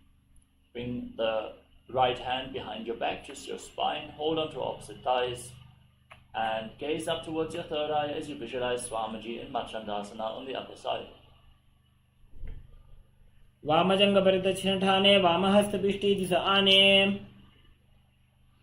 Now hold on to your big toes and lean forward and down. Place your forehead on the ground, visualizing Swamiji in Machandasana too.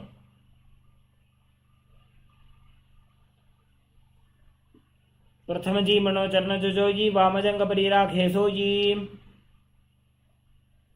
Next up is Guru Asana. Rise up, interlock your fingers and place them on the right knee, the top knee. Engage Mahamudra Bandha and visualize Swamiji in Guru Asana. ऊरुमूलेतरपादस्य कनिष्ठिकाप्रदेशगुल्भं संस्थाप्य.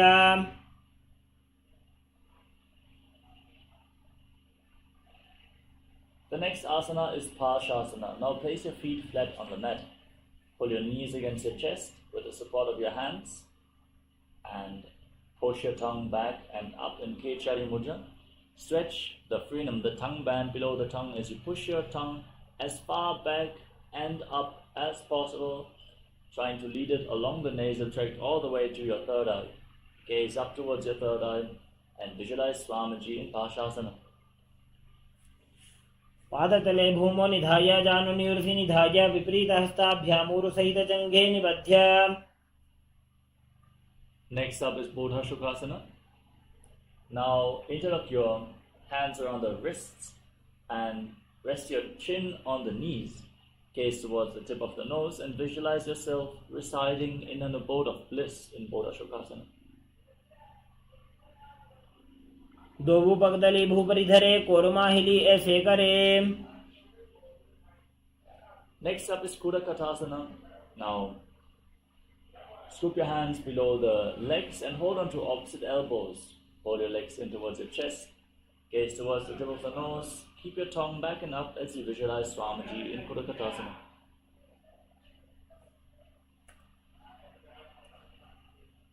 दो हाथ पग बाहर लावे घोड़ा नीचे late हरावे. Now cross the right ankle over the left and keep the toes pointing up as you visualize Maharishi Sumati. Gaze to your nose and keep breathing in Ujjayi Pranayama in Sumati Asana.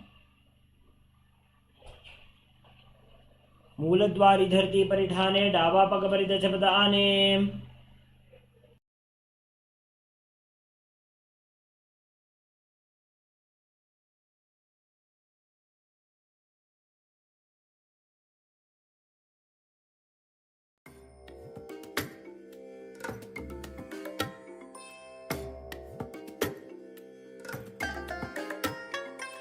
I bless you all.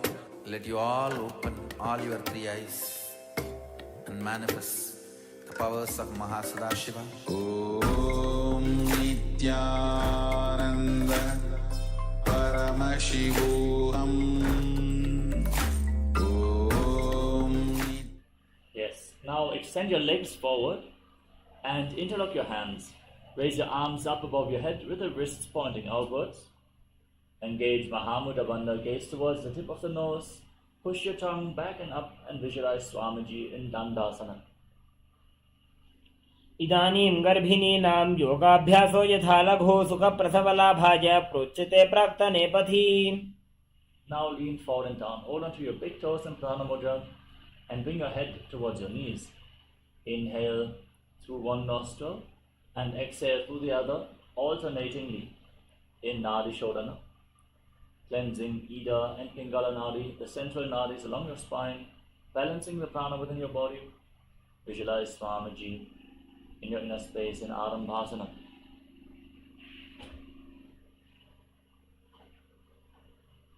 दोवो पग मिलिवा पसारी पका का अंगूठा पकड़ी लिलाट गोड़ा लगावे.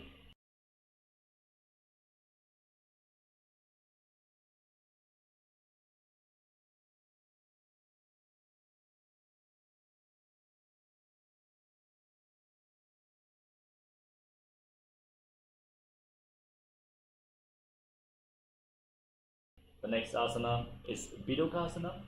Now slightly separate your feet and raise your knees. Scoop your hands below the shins and hold onto the soles of the feet from the outside. Lean forward and down.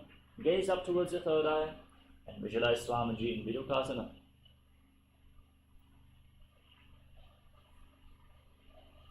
दोवो पग मिलिवा पसारी पका का अंगूठा पकड़ी लिलाट गोड़ा लगावे. Now join the heels together in front. Keep the toes apart. Scoop the hands below the shins, palms facing up, and rest your chin on the heels. As you gaze towards the tip of the nose and visualize Swamiji, still breathing in Ujjayi Pranayama in Jalandhari Pavasana. दोवो एड़ी मैली कह दीजिए हाथ पसारी. Next up is Urdhva Paschimottanasana. Now lift one leg behind your neck and lean forward and down. Hold onto the front foot with both hands. Don't worry, if you cannot bring the leg behind your neck, you can either bring it over your shoulder or cross it over top of the opposite leg. Pull it towards your chest and lean forward and down. And breathe in Pratyahara Pranayama. Now focus on the upward movement of the prana within your body through the 9 points as revealed by Mahadeva, which are the soles of the feet, the regenerative organs, the navel, the heart, the throat, the uvula, the center of the eyebrows, the top of the forehead, all the way to the Brahmaranda, the crown of your head. पश्चिमतानवत् संस्थितिं कृत्वा एकं पादं ग्रीवायां धृत्वा तिष्ठेत्. Now lean back with the foot still behind your head. Hold on to the foot with the opposite hand. Straighten your body.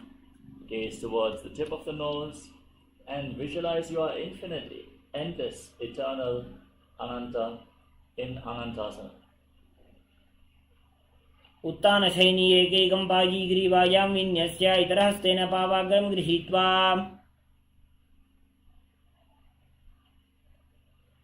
Now keep holding onto the foot behind your head and roll onto the side. Gaze towards the tip of the nose and feel in complete control in Ankushasana.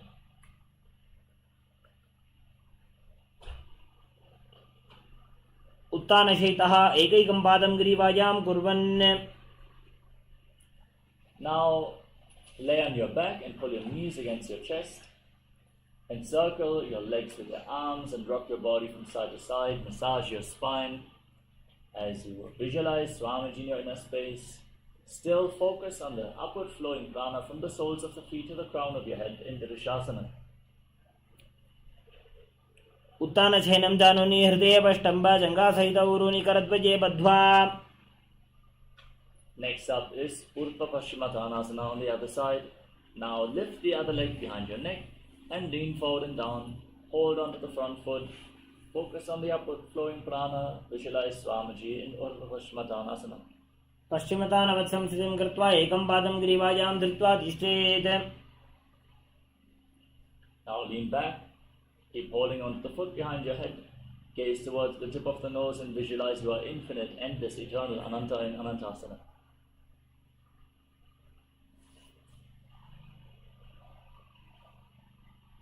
उत्तानशयनी एकैकं पादी ग्रीवायां विन्यस्य. Next up is Ankushasana on the other side. Hold onto the foot behind your head, roll onto the side, gaze to the tip of the nose and feel in complete control in Ankushasana. उत्तानशयितः एकैकं पादं ग्रीवायां कुर्वन्. The next asana is Yoga Nidrasana. As you lay on your back, one by one, lift your feet up behind your neck and then interlock your hands around your lower back. Again, if you cannot bring the legs behind your neck, you can bring them over your shoulder. Cross them in front of your body, pull them close towards your chest, opening up your hips. Gaze to the nose and visualize Swamiji in Yoga Nidrasana. पादाभ्यां वेष्टयेत् कण्ठं हस्ताभ्यां पृष्ठबन्धनं तन्मध्ये शयनं कुर्यात् योगनिद्रा सुखप्रदा. Now bend your arms up, keep your elbows over top of the shoulders and hold onto your neck as you visualize Lord Vishnu is blessing you from within in Atmaramasana. Atmaram आसन प्रथम सूधोसोवे.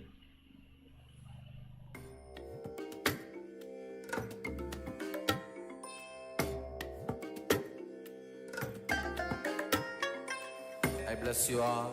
Let you all open all your three eyes and manifest the powers of Mahasadashiva. Om Nityananda Paramashivoham. Om Nityananda Paramashivoham.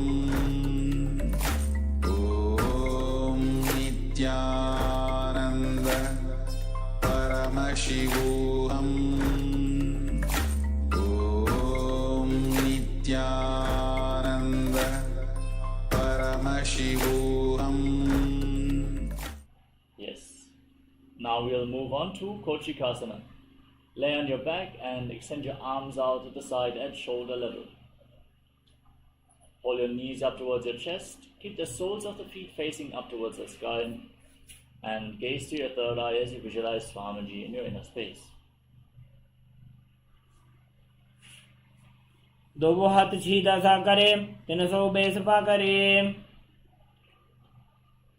Next up is the Jatara Parivriti. Pull your knees to the chest, extend your arms out to the side, then drop the left knee to the side, extend the right leg straight. Then bend both knees to the left. Extend your legs to the left, hold onto the feet, and turn your head away from the feet. Now pull both knees back to the center, Drop the right knee down, extend the left. Bend both knees to the right. Extend your legs to the right, hold onto the feet, and turn your head in the opposite direction. Visualize Swamiji in Jatara Parivriti.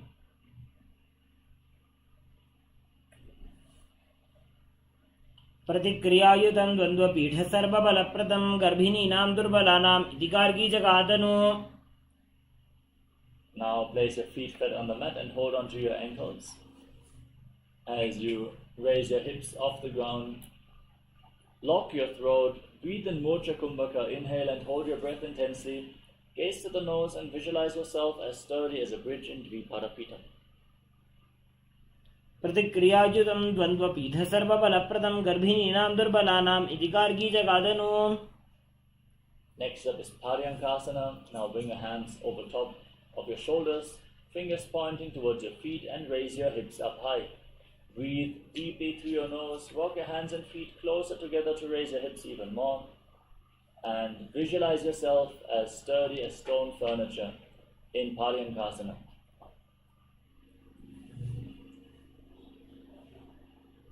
उत्तानसेनं जानोमि हृदयवष्टम्भा. Now lay down on your back. Hold your knees against your chest and place your hands on the respective shoulders. Move your hips in a circular motion as you visualize yourself as a dog playfully rolling around on your back in Shvotanasana.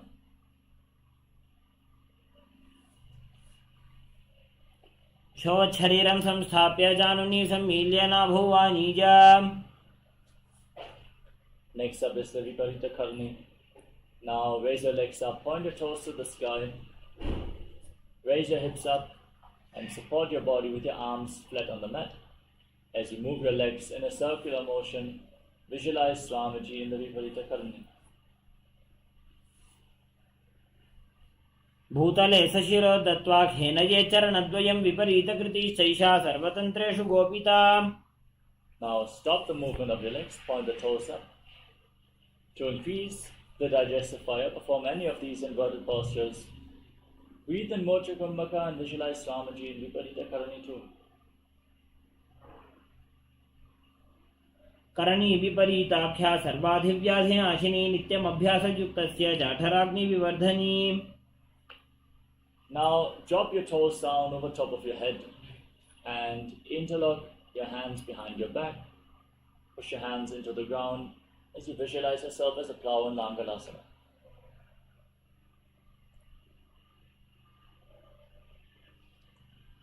नरकासने स्थित्वा नासिकाप्रदेशे भूमौ पादपृष्ठे स्थाप्य.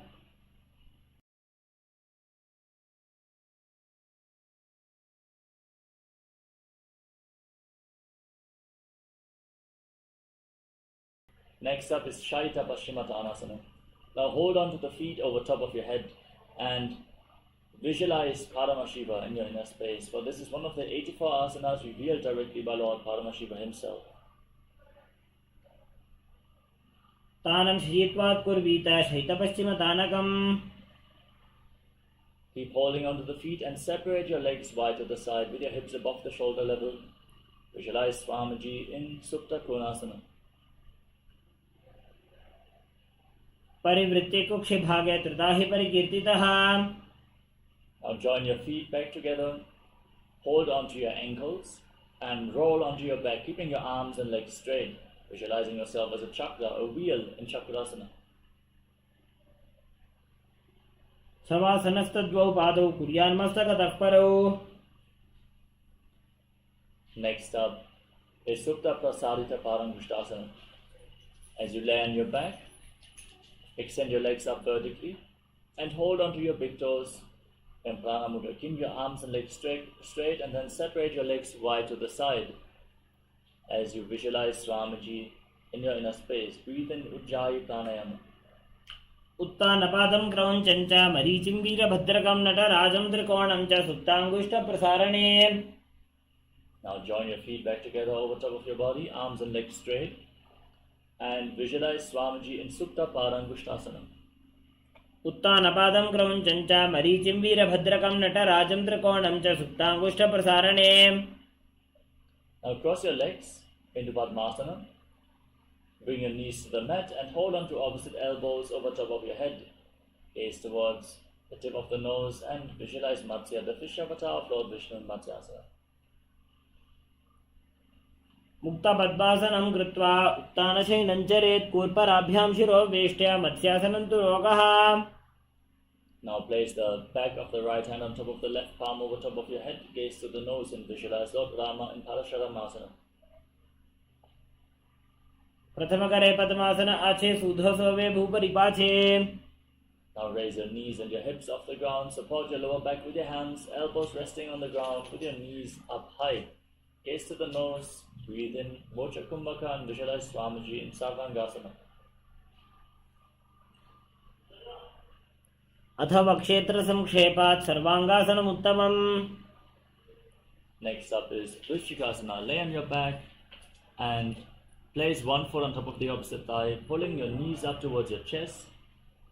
Gaze to your third eye, hook your arms over top of your head with the fingers hooked forward and visualize yourself as a scorpion in Vrishchikasana. प्रथमशयन सूधो शीशिके शिके सन्धि सुदाखे. Next up is Vrishchikasana. Now exchange the position of your feet and repeat the scorpion posture on the other side. प्रथमशयन सूधो शीशिके शिके सन्धि सुदाखे. Now lay down flat on your back. Interlock your fingers around your neck and lift your legs off the ground and alternate pulling them in towards your chest, back and forth.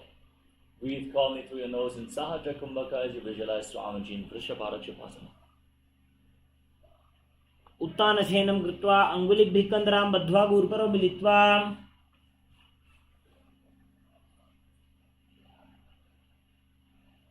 Next up is Maruttanasana.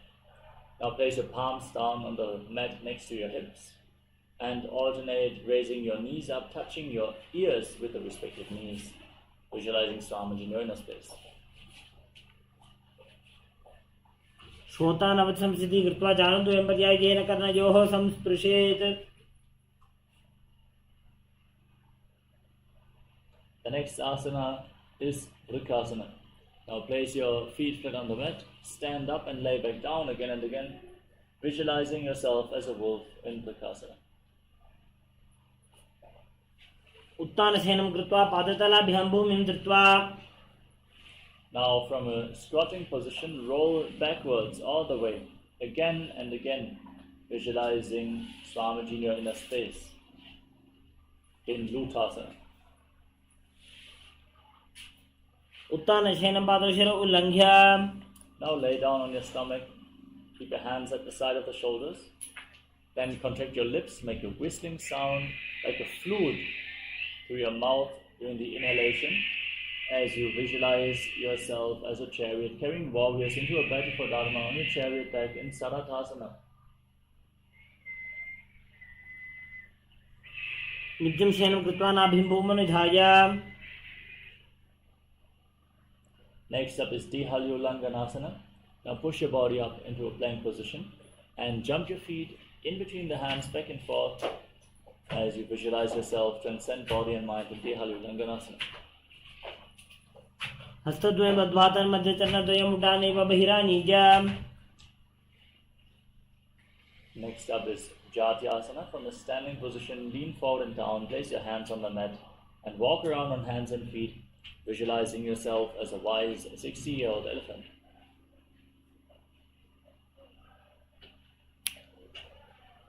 अथ जात्यासनं वक्षे येन जातिस्मरो भवेत्. Next up is Lolitika Karna. Stand in Arimandi position, heels together, toes pointing outwards and knees bent. Raise your arms to the shoulder level and rotate them around your body as you move your head in all directions in Lolitika Karna.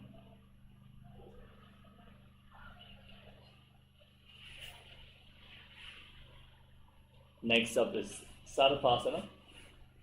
Now If you have a rope available, tie your legs with a rope and stand erect on the mat like a rug. Keep your arms close to your body, hands on the thighs, and visualize your Kundalini Devi rising and curling upwards around your body like a serpent in Sarapasana. अथ सर्पासनं वक्षे वायुपाणाय केवलं शरीरं दण्डवत्तिष्ठेत् रज्जुबन्धस्तु पादयोः. Next up is Ushtra Sadhanasana. Now lean forward and down, hold onto your toes from the front with your hands and fists, walk around on the mat, visualizing yourself as a camel in Ushtra Sadhanasana. मुष्टिकनिष्ठिका प्रदेशेन भूमौ निधाय परिपादतले संस्थाप्य. Next up is Ashwasana. From the same position, hold your toes from the side, keep your hands and fists, and walk around visualizing yourself as a horse in Ashwasana. मुष्टिकनिष्ठिका प्रदेशेन भूमौ निधाय परिपादतले संस्थाप्य.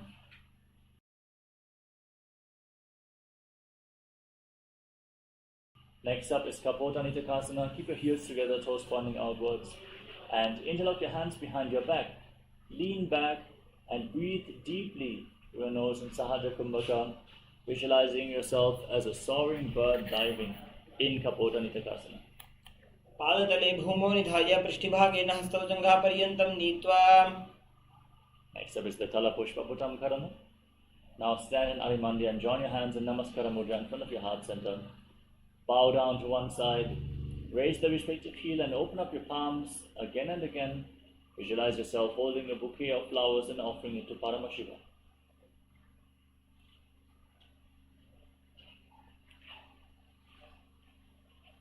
Next up is Khadgasana. Now visualize yourself as a rhinoceros and gaze to your nose. Then lay down on your stomach and jump your feet back up towards your hands and stand with your hands extended in Namaskara Mudra, resembling the horn of the rhinoceros in Khadgasana. आसनं कृत्वा पादतलाभ्यां भूमिं वष्टभ्याम्. Next up is the Uttanottanam. Now hold on to weights and sit down and stand back up again and again. Gaze to your nose and visualize Swamiji in your inner space. पुनः पुनः उत्थातव्यम् अस्थितव्यम् इति उत्थानोत्थानं भवति. Now raise your arms up above your head and jump repeatedly, visualizing yourself as a mace in Musalasana. सरलं स्थित्वा ऊर्ध्वं बाहुं नयेत्.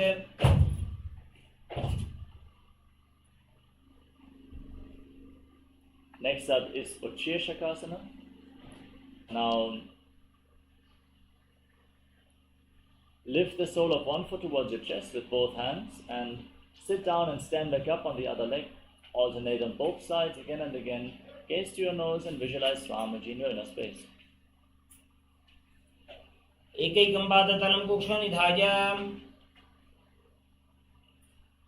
Next up is the Parshvadranukarana. Keep the toes of the right foot pointing outwards as you lift the left knee up towards your chest and circle it with the respective arm, the hand in a fist, the other hand on the thigh.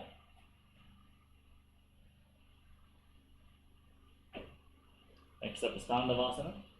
Now extend your left leg and your arms forward and visualize yourself fiercely dancing as Lord Shiva as you sit down and stand back up in Tandavasana. एकेन पादेन स्थातव्यं ताण्डवासनं भवति. Next up is Brahmanasana. Now lift the left foot up towards the inner opposite thigh, keep the hands by the knees and visualize how Brahma is blessing you from within. ब्राह्मणासनमावक्षेजित् कृत्वा ब्राह्मणो भवेत्. Now bring the left leg over and around the right knee, tuck the toes behind the calf, bring the left arm below the right and join your hands in Namaskara Mudra. Visualize yourself as Lord Garuda in Garudasana 3. उत्तानकूर्मपीठं च सिंहस्गारुडमेव च. Now place the left foot on the right thigh, keep your hands at the side and visualize Swamiji in Ekapadasana. दक्षाङ्घ्रिं वामपादस्य जङ्घोपरि निधाय च. Now hold on to the big toe of the left foot and extend the leg out of the side. Rotate quickly on the standing leg, visualizing yourself as the North Pole Star in Dhruva Vasana. एकेन हस्तेन दण्डरूपस्य एकस्य पादस्य अग्रं धृत्वा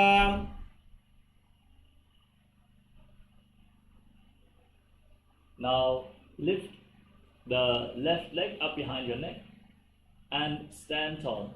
If you cannot bring the leg over behind your neck, you can bring it over your shoulder or pull it towards your chest.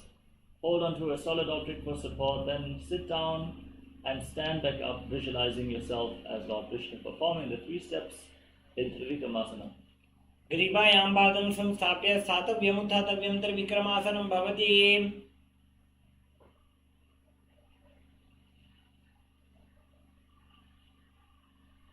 Next up is Parshvajankarana on the other side. Now keep the toes of the left foot pointing outwards, pull the right knee towards your chest, and circle it with the respective hand in the fist, the other hand on the inner thigh in Parshvajankarana.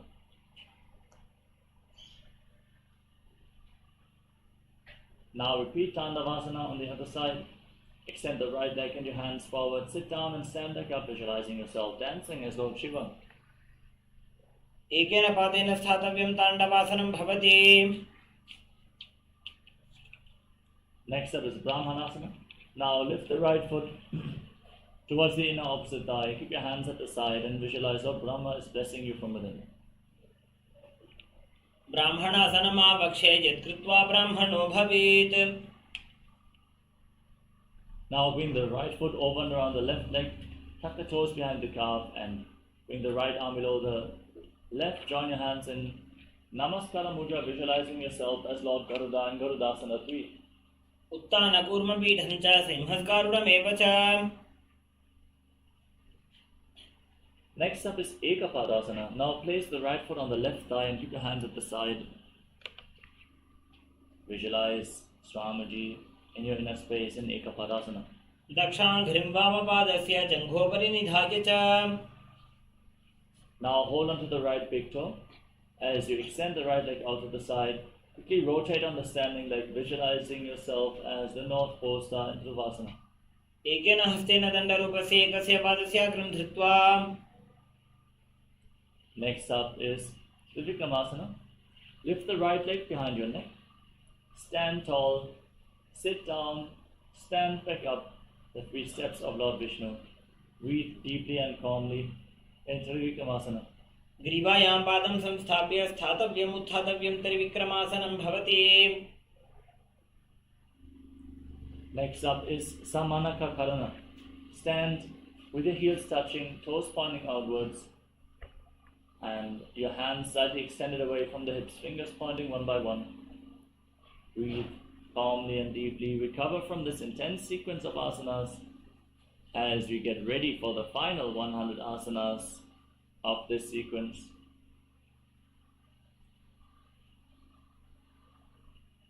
Quickly have some water and immediately return to your yoga mat as we're going to continue in just a few moments.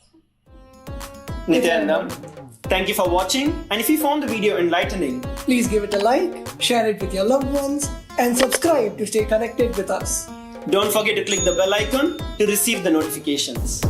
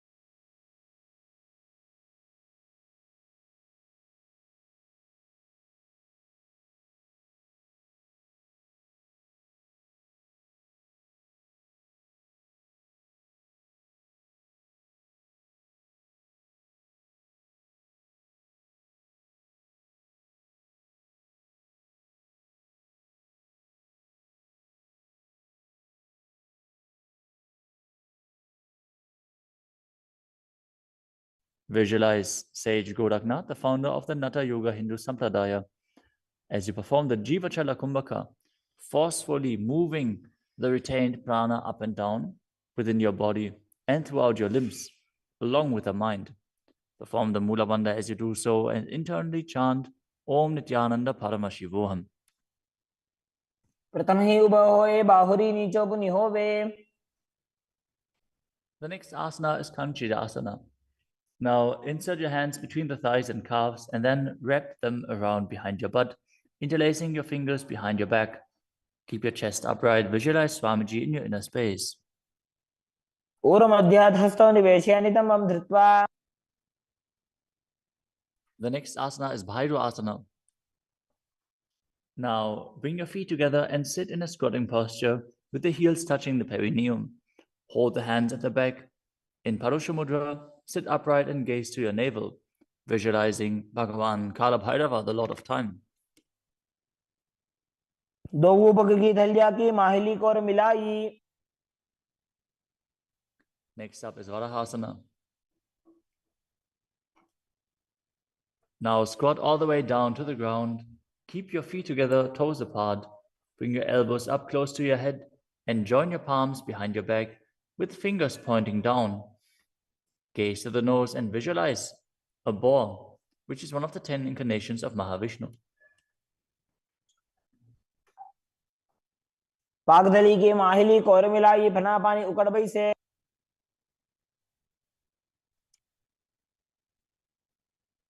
The next asana is Pripitasana. With the heels touching, bring your hips to the same level as your knees. Let your hands hang down. Hold on to the big toes in Prana Mudra as you visualize Swamiji in your inner space and perform the Mula Bandha. पार्श्वद्वयसं मील्य स्थित्वा नितम्बं जानुप्रदेश आनीय. Next up is Bakasana. Now place your hands on the mat, fingers wide, and place your knees onto the back of your arms with the eyes forward. Lean forward and down, lifting your feet off the ground as you visualize yourself as a crow.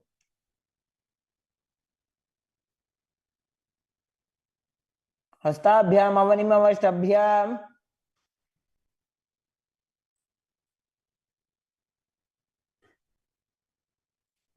The next asana is Sushtanga Kapali Asana. Now kneel down, head on the ground with the palms spread for support. Raise your body on your head and place your legs into Padmasana as you gaze to the nose and visualize Swamiji in your inner space. आसन को गुण कपाल आछो होई. The next asana is Guptasana. Lower your body down onto the mat and sit in a kneeling position.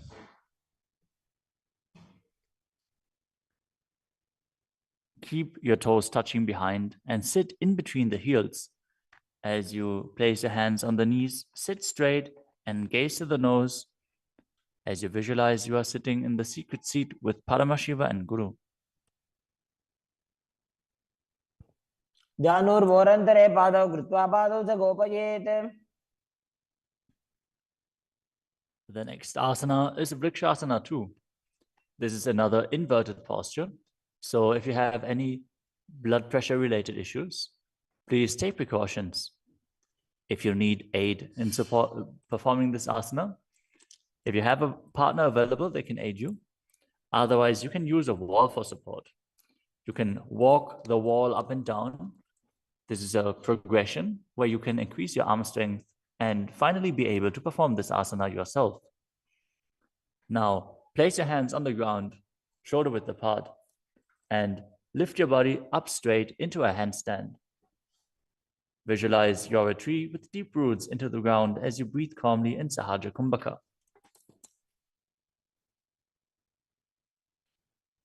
सप्तचक्रक्षालनाद्य vrikshasana विशेषकान्. Next up is Shiva Asana. Move your hands closer together and again enter the handstand posture. Visualize Tejas energy is flowing to your third eye. As you gaze up to your third eye, the Tejas energy will rejuvenate your body. दो पग जोड़ी माही Gulf मिलाए.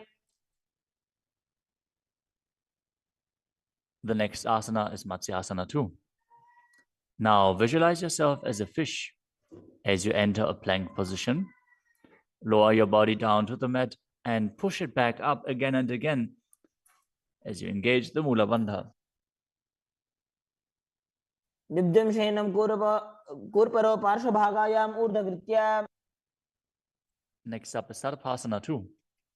Lie prone on your belly with the hands on the hips and lift your chest to the left and right, visualizing and moving your body like a snake. दिव्यं शयनं कृत्वा हस्तोन्नितम्बं संस्थाप्य. Next up is Nidalambanasana. Lay prone on your belly with the hands in Padma Mudra, the lotus mudra, holding onto the chin. Keep the toes pointing backwards, feet together, as you feel self-supported and completely independent. कराभ्यां भङ्गजं कृत्वा तिष्ठेत् कूर्परया सुधीः. The next asana is Chakrasana. As you lay on your stomach, place your hands flat on the mat in front. Straighten your arms and bend your knees. Bring the feet towards the upper back and lift your head and chest up, visualizing yourself as an umbrella protecting your guru from the sun rays. अर्ध्यासनवस्थित्वा हस्ततलाभ्यां भूमिं वष्टभ्य. The next asana is Vajrasana. Now sit on the knees with the tops of the feet flat on the mat. Bring your butt onto the heels. Stretch your arms out in front and place the palms facing down as you bring your forehead to the mat. Gaze to the nose. Visualize yourself as Vajra, the weapon of Indra, symbolizing your indestructibility. इदानीं गर्भिणीनां योगाभ्यासो यथा लघु. Next asana is Meshasana. Now place your hands flat on the ground, shoulder width apart, and raise your hips up high into Gajasana. Then alternate striking the ground with your hands as you experience yourself as powerful as a ram. गजासन संस्थितो एकैकं बाहुं भूमौ ताडयेत्. The next asana is Ajasana. From Gajasana position, lift your legs up into the air and slowly bring your forehead to the ground. Visualize yourself as unborn, existing for all eternity. गजासन संस्थितो पादद्वयम् अन्तराले कृत्य. The next asana is Dhanantarasana. As you sit on your heels with the legs together, interlace your fingers around the toes. Pull the feet towards your perineum and then place your hands on the respective knees.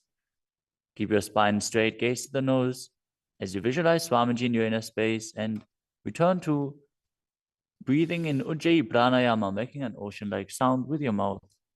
पूर्व विधि परिहाता की काकसीस्यो भणा शरामोडी. Next up is the Angamotanam. Interlace your fingers in front of your body and then behind you, stretching your arms forward to the sides and backwards as you give massage to various different joints and muscles within your body. Visualize Swamiji as you do so. हस्तयोः अङ्गुले बद्ध्वा हस्तयोर्मध्यात् सर्वमङ्गं निष्कासयित्वा. Next up is Garudasana form. Now sit on your heels in Vajrasana as you turn your feet out to the sides.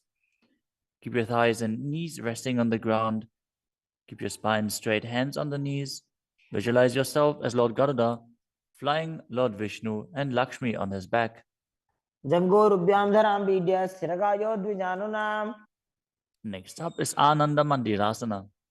Now sit with your legs folded back, the toes pointing backwards, the knees wide, with the hands below the ankles. Keep the front of your buttocks on the ground as you gaze to your third eye and visualize yourself residing in the blissful space of a temple. अथ पक्षे वीरनाथ आनन्दमन्दिरासनम्. Next up is Mandukasana 2. Now sit with the knees wide, the feet overlapping on top of your ankles. Keep your hands underneath the knees, gaze to the nose, and visualize yourself as a frog as you perform Uddiyana Bandha and Mula Bandha. पृष्ठं सम्पीड्य गुल्फाभ्यां जान्वङ्गे सवलयाकृतिः. The next asana is Narasimhasana. As you keep your toes on the mat with the heels up and together, place your perineum on top of the heels. Keep your palms on the ground with the fingers spread wide apart, thumbs touching the base of the hand, touching the toes. Gaze to your nose, stick your tongue out and exhale forcefully. Visualize Narasimha, one of the 10 avatars of Vishnu, as you perform the Mula Bandha.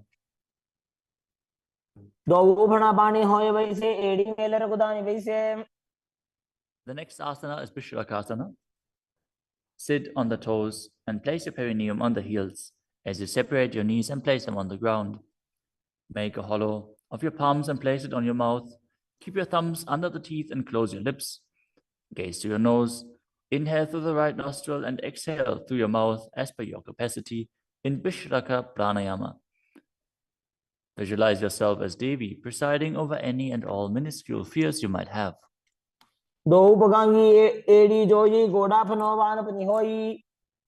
The next asana is Makadasana. Now bring the soles together at the top of the feet on the ground. As you sit on the heels, bend your elbows, bring your fingers to the armpits, and imitate as if you were a monkey stretching itself. Visualize yourself as a playful monkey as you gaze to your third eye and perform the Mula Bandha.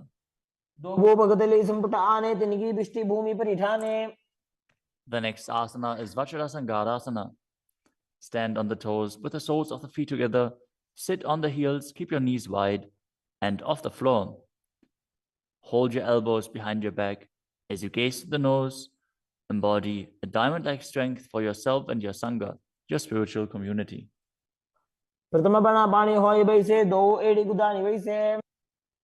The next asana is Kanjanasana. Now keep the toes down, ankles crossed behind, and sit on the heels. Place your palms on the mat to the sides as you gaze to the nose and visualize perfect health beyond any and all physical or mental ailments.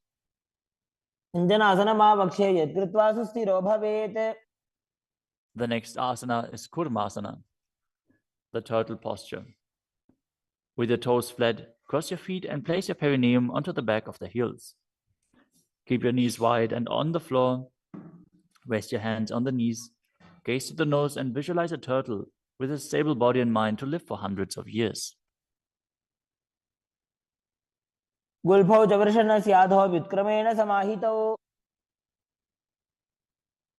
The next asana is Yogasana.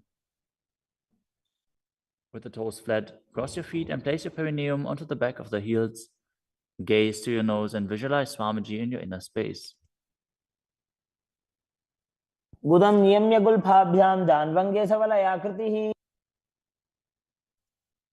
The next asana is Vijogasana. Now stand on your knees. Cross your ankles behind with the feet near the opposite knee. Hold the calves with the fingers inside and the thumbs outside as you gaze to your third eye and visualize a space of eternal oneness, Advaita, with the Guru.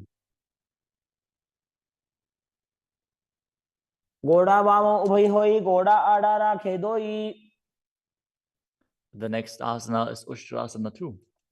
In a kneeling position, bend backwards, hold your ankles with your hands and keep your arms straight. Push your hips forward and tilt your head back as you visualize yourself as a camel.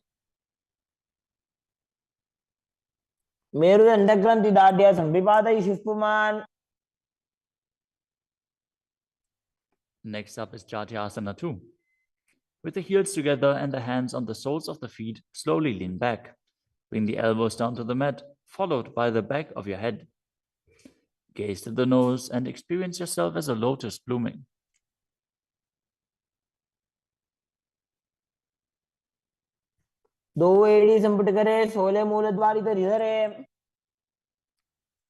Next up is Viratasana.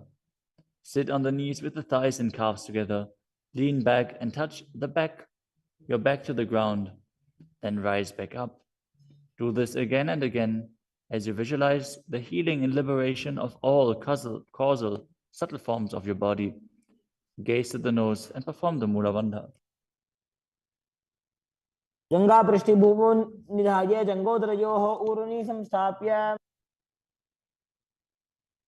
Next asana is Kapotasana. From Viratasana, raise your hips higher, Bring your forearms to the mat and hold the back of the heels. As you bring your head in between the feet, visualize yourself as a beautiful dove and perform the Mula Bandhan. मेरुदण्डग्रन्थिदाढ्यासं विपादयिषुः पुमान्. The next asana is Vadasana. Now stand upright. Om Nityananda Paramashivoham. Om Nityananda Paramashivoham. Om Nityananda Paramashivoham. Om Nityananda Paramashivoham. Yes, sorry for the technical glitch. Let us now move on to the next asana of the sequence. Everyone, please return to your yoga mats. Now stand on your knees, tuck your toes behind your body, keep your heels raised, and hold on to opposite elbows in front of your chest. Gaze towards the tip of the nose. Visualize Paramashiva in your inner space, for this is the boon-fulfilling pause to receive your boon from Paramashiva. जानुनी भूमौ संस्थाप्य हस्ताभ्यां बाहु परस्परं धृत्वा. Next up is Parahasana 2. Sit down on your heel and place your forearms on the ground. Rest your head on your hands and visualize yourself as Varaha, the boar avatar of Lord Vishnu. सूर्यं चन्द्रं भेदनानि आसनानि निकथ्यन्ते. Next up is Mundasana. Now with your forearms on the ground, elbows shoulder width apart, interlock your hands, place the head on the ground, raise your hips, straighten your legs, walk your feet forward, lift your hips and lift your legs off the ground, straighten your legs into a headstand. As you gaze to the tip of the nose and visualize yourself as a lop tree, breathe calmly through your nose in Mundasana. अधो मुण्डासनं वक्षे सर्वेषां प्राणिनां सुखम्. Gently lower your legs down and come to a kneeling position. Sit on top of your heels with your knees apart. Lean forward and down and bring your head in between the legs. Hold on to your head, elbows outside the knees. Gaze to your nose as you inhale through your nostrils and exhale through your mouth again and again. Visualizing Swamiji in Andasana. जानुर्भोरन्तरे सम्यक् कृत्वा पादतले उभे. Now lay down on your stomach, extend your arms in front of your body. Lift your arms, your chest and your legs off the ground as you visualize yourself as a locust in Viparita Shalabhasana. शलभासनभेदाश्च नटभेरुण्डनामके. Now place your hands at the side of your hips and place your forehead on the mat. Lift your legs up without raising your chest off the ground as you visualize your skull in Kapalasana, the skull posture. कपालं भूमौ निधाय ऊर्ध्वं पादौ नयेत्.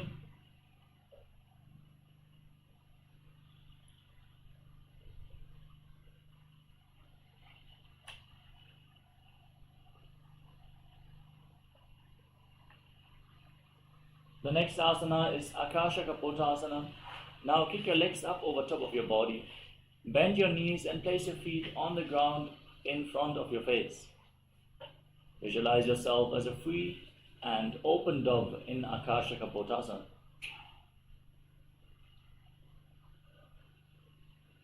उष्ट्रासने स्थित्वा चरणौ भूमेरुत्थाप्य. Next up is Chatakasana. From a kneeling position, place your forearms on the ground, rest your navel on your knees as you visualize yourself as a sparrow. कूर्परपर्यन्तौ हस्तौ धरामवष्टभ्याम्. The next asana is Vrishchikasana 2.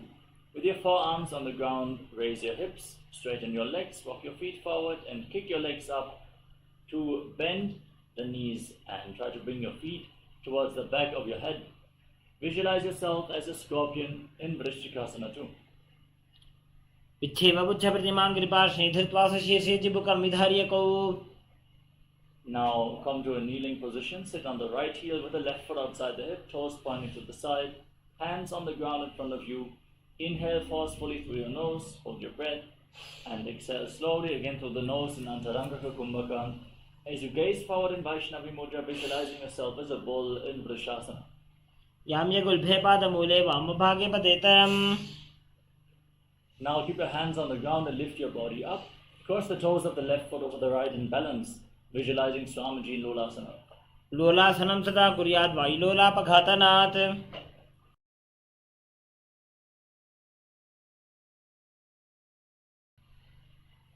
Next up is a Vrishasana on the other side. Sit on the left heel and keep the right foot outside the hip, hands on the ground in front of you, visualizing yourself as a bull. याम्यगुल्भे पादमूले वामभागे पतेतरम्. Now place the right foot flat on the mat and sit on the left heel with the toes tucked, hands on the respective knees, gaze forward and visualize Balagunahai, one of the 81st siddhas in your inner space in Balagunasana. आसन को गुण जल विकार जागी. Next up is Grahasana. Stand up and squat down. Bring your hands through the legs and hold on to your ankles from the outside. Squat down all the way and visualize yourself as the entire planet in Grahasana. पादतले भूमौ संस्थाप्य हस्ताभ्यां बाहु परस्परं धृत्वा. Now sit on the right heel with the toes tucked, left foot flat on the mat, knee raised. Visualize Balagunahai in Balagunasana. आसन को गुण जल विकार जागी. Now step both feet in towards your body and sit on raised heels. Keep your knees together, hands on top, holding on to weights. If you have weights available, visualize Swamiji in Utkatasana. युजास्पिचोस्ति यद ऊर्वजानु यत्रासने पादतलद्वयोपरि. Now bring the soles of the feet together, knees wide apart, and hold on to opposite elbows behind your back. Visualize Swamiji in your inner space in Vajrasangarasana 2. प्रथम प्रणापानी होए वैसे दोबो एड़ी गुदानी वैसे. Now place your palms on the mat, step your heels onto the back of your hands. Keep your arms straight as you squat down all the way, gaze to your nose and visualize you are able to lift off of air alone in Anilasana. दोबो हाथ भूमि पर ठाने कहनी जाड़ी ना भी लग आने. Now place the back of your hands on the ground and set your feet onto your palms. Wrap your hands around the feet like shoes and walk around, visualizing yourself wearing padukas, walking all across India in padukasana. हस्ततलयोः पादतले कृत्वा तिष्ठेत् गच्छेत् पादुकासनं भवति. Now place your palms on the mat and kick your legs up and let them fall back down again and again, visualizing yourself as a rooster in Kukkutodanasana. हस्ततले भूमौ कृत्वा पादतले च ऊर्ध्वमुड्डानं कृत्वा.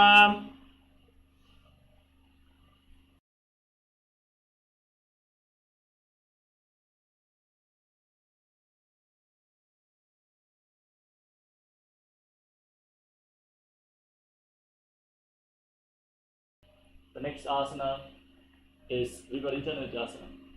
With your hands on the ground, kick your legs up and dance around on two hands, feeling yourself become free of all inhibitions in Viparita Nityasana.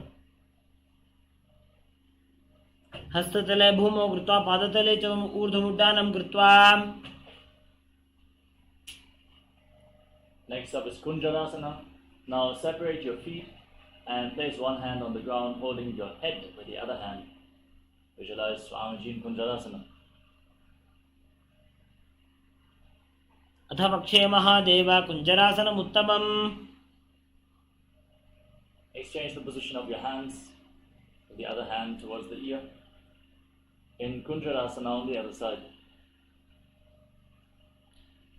एकेन अथ पक्षे महादेव कुञ्जरासनम् उत्तमम्. Now bring your heels together close towards your perineum as you squat down, hold onto your ankles, keep the toes off the ground and balance on your heels as you visualize yourself as a Kadamba tree in Kadambasana. पार्श्वेभ्यां भूमिं पश्चाभ्यः हस्तद्वयेन गुल्भौ धृत्वा. Now place your feet flat on the mat and pull your knees towards your chest with your hands. Breathe deeply as you visualize any excess vata being released from a balance within your system in Pavana Muktasana. द्वयोस्तु पादयोः पाणिं लात्वा स्वस्वनितम्बके. Next up is Chakodasana. Now lift one leg behind your neck, extend the other leg forward, hands at the side, and lift your entire body off the ground. Gaze towards your third eye and visualize yourself as a powerful source of energy in Chakodasana. पूर्वतानं चतुष्पादपीठं वज्रासनं तथा. Now hold onto your big toes and pull the right foot towards your ear as if you're pulling a bowstring, visualizing yourself as a bow in Dhanurasana 2. पादाङ्गुष्ठौ तु पाणिभ्यां गृहीत्वा श्रवणावधि. Next up is Ashtavakrasana. Now lift the right leg over top of the respective shoulder and hook the left foot on top of the right foot. Extend your legs out to the side as you balance on your arms, lean forward and visualize yourself as a flying crane in Ashtavakrasana. वासिष्ठमथ कौण्डिन्यम् ऊर्ध्वकुक्कुटमेव च.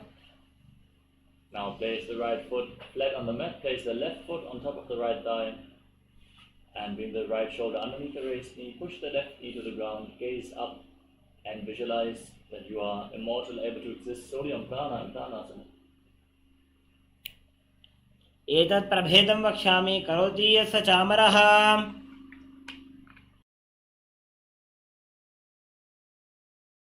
Now bring the left foot outside the hip and step the right foot over top of the left knee.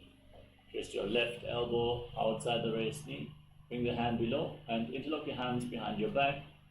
Gaze up towards your third eye and visualize Sage Matsindrata, the master of Hatha Yoga in Paramashivoham.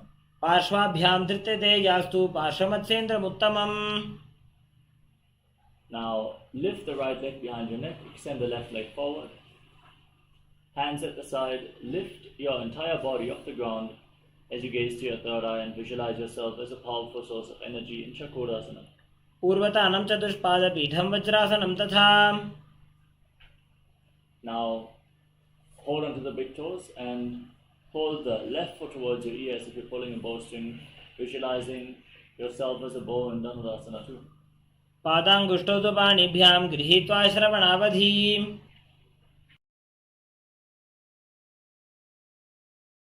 Now lift the left leg over top of the respective shoulder and hook the right foot on top of the left foot.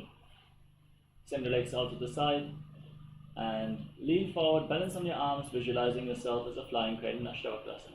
वासिष्ठमथ कौण्डिन्यम् ऊर्ध्वकुक्कुटमेव च. Next up is Pranasana with the left foot flat on the mat, the right foot on the left thigh. Bring the left shoulder underneath the raised knee and push the right knee to the ground as you gaze to your third eye and visualize that you are immortal, able to exist solely on prana and pranasana. एतत् प्रभेदं वक्ष्यामि करोति यः स चामरः. Next up is Paramashivoham. Now step the left foot over the right knee and bring the right foot outside the left hip. Bring the right elbow around the raised knee with the hand below. To interlock your hands, gaze up and visualize Sage Matsindrata and Paramashivoham. पार्श्वाभ्यां धृत्यते यास्तु पार्श्वमत्सेन्द्रमुत्तमम्. Next up is Ardha Paschimottanasana. Now keep the right heel against the perineum, extend the left leg forward and lean forward and down, holding onto the front foot with both hands. Breathe in Jiva Chalakumbhaka, move the retained prana freely by the force of your will, and visualize Swamiji in your inner space. एकं पादं प्रसार्य एकं पादस्य पार्श्वनासीवनी सम्पीड्य. Now bring the right foot outside the hip, top of the foot flat on the mat, knee on the ground. Hold onto the left foot as you extend it up in front of your face, visualizing yourself as a crane in Kramshasana. उत्तानपादं क्रौञ्चं च मरीचिं वीरभद्रकम्. Now bring the left heel against the perineum and lean forward and down. एकं पादं प्रसार्य एकं पादस्य पार्श्वनासीवनी सम्पीड्य. Now bring the left foot outside the hip, top of the foot. तं क्रौञ्चं च मरीचिं वीरभद्रकम्. Now bring your feet into a cross-legged position, the feet in between the thighs and calves. Your hands on the knees, gaze towards your nose, and embody peace, well-being, good fortune, and prosperity. Visualize a swastika in swastikasana.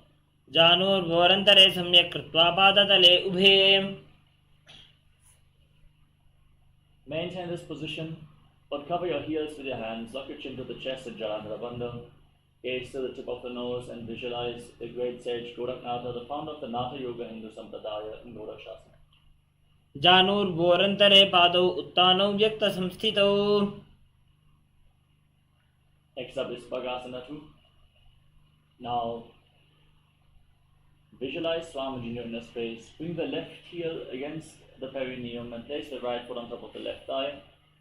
Gaze up towards your third eye as you meditate on Arihanta, the Lord, the enlightened one, the avatar. And bring your hands into Shanmukhi Mudra. Close all the senses and hold your breath in Bhagasana 2. वामपार्श्वौ गुदं स्थाप्य दक्षाङ्घ्रिवामजघने. Next up is Yogasana 2. Now place your feet on top of opposite knees.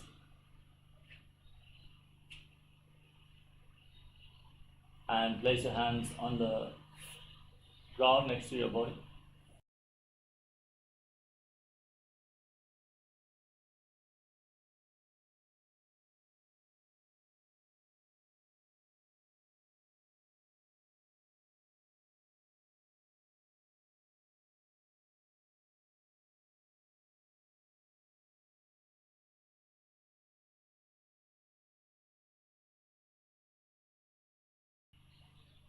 Now, place your hands at the side of your body, palms facing up.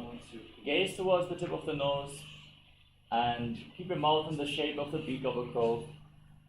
Inhale through your lips in Kakachantra Kumbhaka as you visualize Swamiji in Yogasana 2. उत्तानौ चरणौ कृत्वा संस्थाप्योपरि जानुनोः. Now place your palms on the mat next to your body and lift your entire body off the ground, visualizing yourself as a rooster in Urdhva Kukutasana. वासिष्ठमथ कौण्डिन्यम् ऊर्ध्वकुक्कुटमेव च. Now bring your hands through the legs, place your palms on the mat and don't lift your body up, stay seated on the ground. Gaze towards the tip of the nose and visualize Swamiji in Siddhahara Asana. प्रथम पद्मासन को करे, अस्तु दो भूगोड़ासन धीधरे. Next up is Hamsasana. Now lift your body off the ground, gaze to your nose and visualize yourself as an elegant swan. Kukkutasana स्थित्वा स्कन्धपर्यन्तम् ऊरूनि नीत्वा. Next up is Karmukasana. Now bring your hands through the legs and push them behind your back. Interlock your hands and place your forehead on the ground, visualizing yourself as Pinaka, Lord Shiva's bow in Karmukasana. प्रथम पद्मासन को करे, घोड़ासन धीमाहि करि धरे. Next up is Kurmasana 2. Now come to the front of your mat. Bring your hands through the legs as you sit in Padmasana. Bend your elbows up, hold on to your shoulders, and then visualize yourself as a turtle having a stable body and mind to live for hundreds of years in Kurmasana 2. By जंग पर दक्षिण पावा, दाई जंग पर by ल्यावा. Now maintain this posture, lock your chin to the chest and Jalandhara Bandha, gaze towards the tip of the nose and rejoice knowing you're sitting in Shiva's secret not posture, Tanti Vedas. अथ पक्षे नीलकण्ठ ग्रन्थिभेदासनं शुभम्. Now roll onto your back, hold onto your shoulders with your hands, gaze to the nose and embody a turtle laying on its back in Uttana Kurmasana. Kukkutasana बन्धस्थं कराभ्यां धृतकन्धरम्. Next up is Pangu Kukkutasana. Now pick yourself up, sit in Padmasana, and bring your hands through the legs, place one palm on the mat and hold its wrist with the other hand. Lift your entire body up on one arm as you visualize yourself as a rooster. Kukkutasana स्थित्वा एकेन हस्तेन अन्यस्य मणिबन्धं धृत्वा. Now exchange the position of your hands and lift your entire body off the ground as you visualize yourself as a rooster in Pangu Kukkutasana. Kukkutasana स्थित्वा एकेन हस्तेन अन्यस्य मणिबन्धं धृत्वा. Next up is Rudrasana. Sit in Padmasana and place your elbows on the toes, interlock your fingers, rest your chin on the hands and press your thumbs against your throat as you visualize you have gone beyond all greed and covetous. जानुर्भोरन्तरे पादौ उत्तानौ व्यक्तसंस्थितौ. Now rise up, place your hands on top of each other, palms facing up, resting in your lap. Gaze towards the tip of the nose, engage Mahamudra Bandha and visualize Swamiji in Padmasana 3. उत्तानौ चरणौ विधाय विधिवत् शक्तिस्थितौ योगिरात्. Now place your hands on the respective knees and gaze towards the tip of the nose. Visualize Paramashiva in your inner space in Padmasana 4.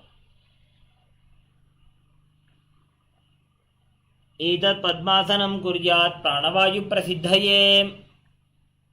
Next up is Karmukasana 2. Now keep your left hand on the left knee and keep the right hand in Prana Mudra. Catch the big toe with the right hand and move it round and round. Hold the elbow back as if you're pulling a bowstring. Then repeat the movement on the other side as well. Visualizing yourself as Lord Shiva's bow in Karmakasana. अथान्यासनमावक्षे योगपूरकरक्षणात्. Now sit in Padmasana, bring your feet in close towards your body and cross your hands behind your back. Hold onto the big toes in Prana Mudra as you visualize yourself as Pinaka, Lord Shiva's bow in Karmakasana. कार्मुकासनमाक्षित्य उदरे पूरयेत् सुखम्. Maintain this posture, raise your head and chest and gaze up towards your third eye as you visualize yourself as the action of Paramashiva's third eye, destroying anything you come across in the Riddhasana. ऊरुभ्यामुपरि स्थाप्य पादयुग्मं प्रयत्नतः. Next up is Nagrasana. From the same position, roll onto your back. Keep your arms crossed behind your legs in Padmasana. Gaze to your nose and visualize yourself as a snake as you calmly breathe in Sahaja Kumbhaka Nagrasana. प्रथमकरे पद्मासन आचे सूधो सोवे भूपरिपाचे. Now free your arms and legs and pull your knees towards your chest. Encircle your legs with your arms, bring your chin towards the knees and squeeze your body into a ball in Kandukasana. वेत्रासने स्थित्वा हस्तपादान् निष्कुष्य ऊर्ध्वं नयेत्.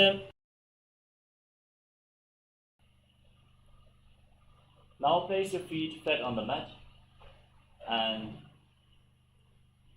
interlock your hands around your neck as you gaze towards the tip of the nose. Breathe calmly and visualize Swamiji in Urdhva Bhavanasana.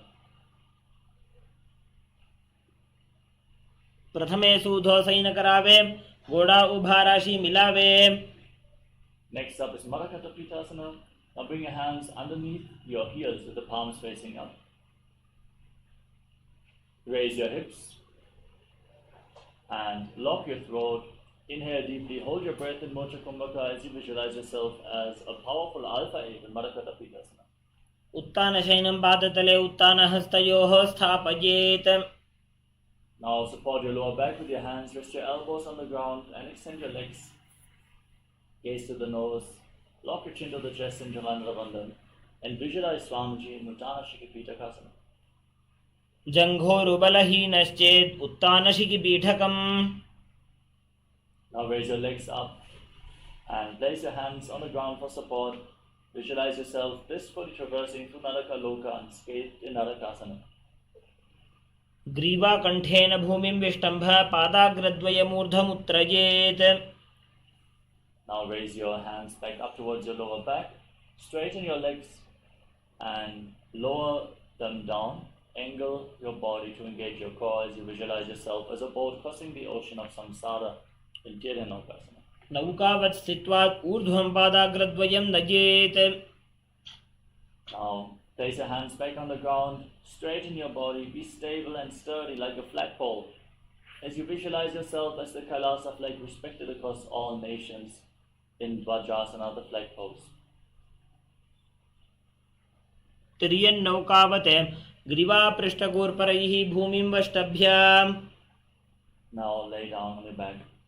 Keep your hands at the side of the body, palms facing up. Forcefully pull the Kundalini Shakti up from the Muladhara all the way to the Sahasrara Chakra. From the root of your spine to the crown of your head, feel the prana surging upwards. In Mritasana, the final asana of this Dvitiya Vinyasa Krama sequence. Unclutch from any movements of the body and mind. Be completely still internally and externally. As you visualize, your body is dead and Swamiji, the Supreme Pontiff of Hinduism, is liberating you. Internally chant the Mahavakya, Om Nityananda Paramashivoham.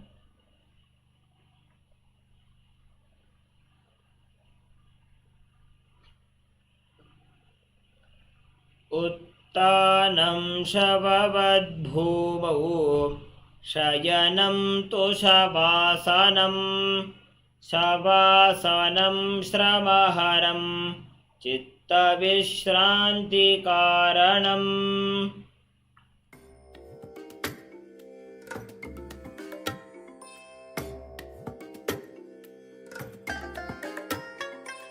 I bless you all.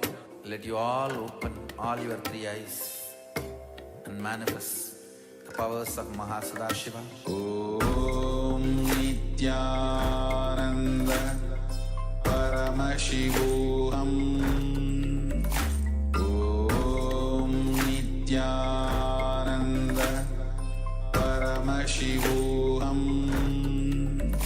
Om Nityananda Paramashivoham. Om Nityananda Paramashivoham. Om Nityananda Paramashivoham. Om Nityananda Paramashivoham. Om Nityananda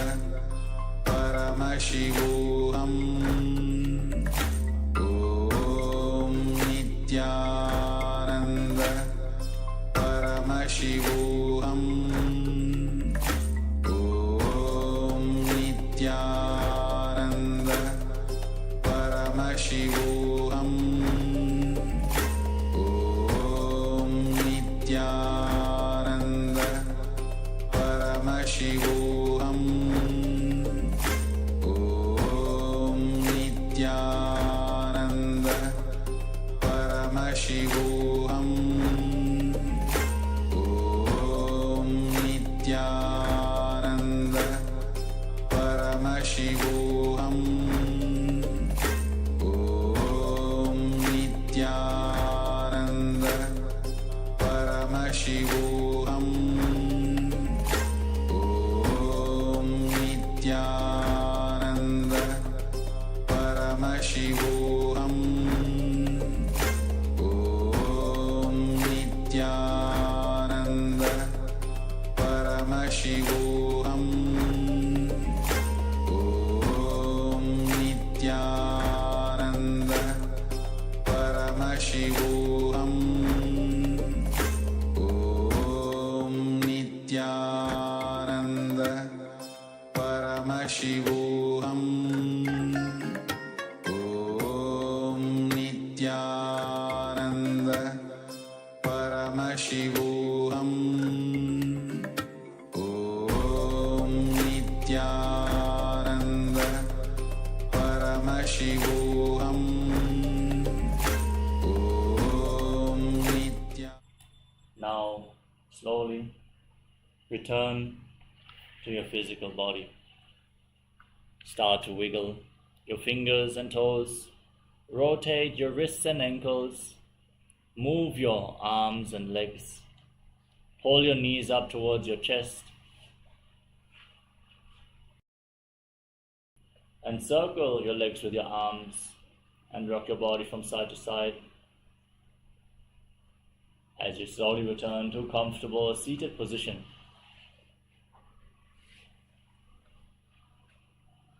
Congratulations, you completed the Dvitiya Vinyasa Krama 308 asana sequence of Kailasas Nityananda Yoga. Celebrate yourself and let us get ready for the first round of today's power manifestation, which is going to happen immediately after this Nityananda Yoga session. Thank you all so much for joining us today. It's nice to see a few new faces in the Zoom room as well, all the YouTube viewers. We want to invite you to join us in the Zoom tomorrow as well. We're going to have another round of the Vinyasa Krama. As we now all settle down with our head, neck and spine in a straight line. Join the hands in Namaskara Mudra in front of the heart center. Close your eyes, take a deep breath, visualize Swamiji, and let us conclude this session with the Purna Mantra.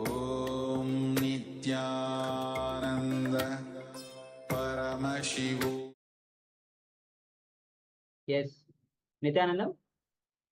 So let's begin today's power manifestation session with the Sadguru Vandanam.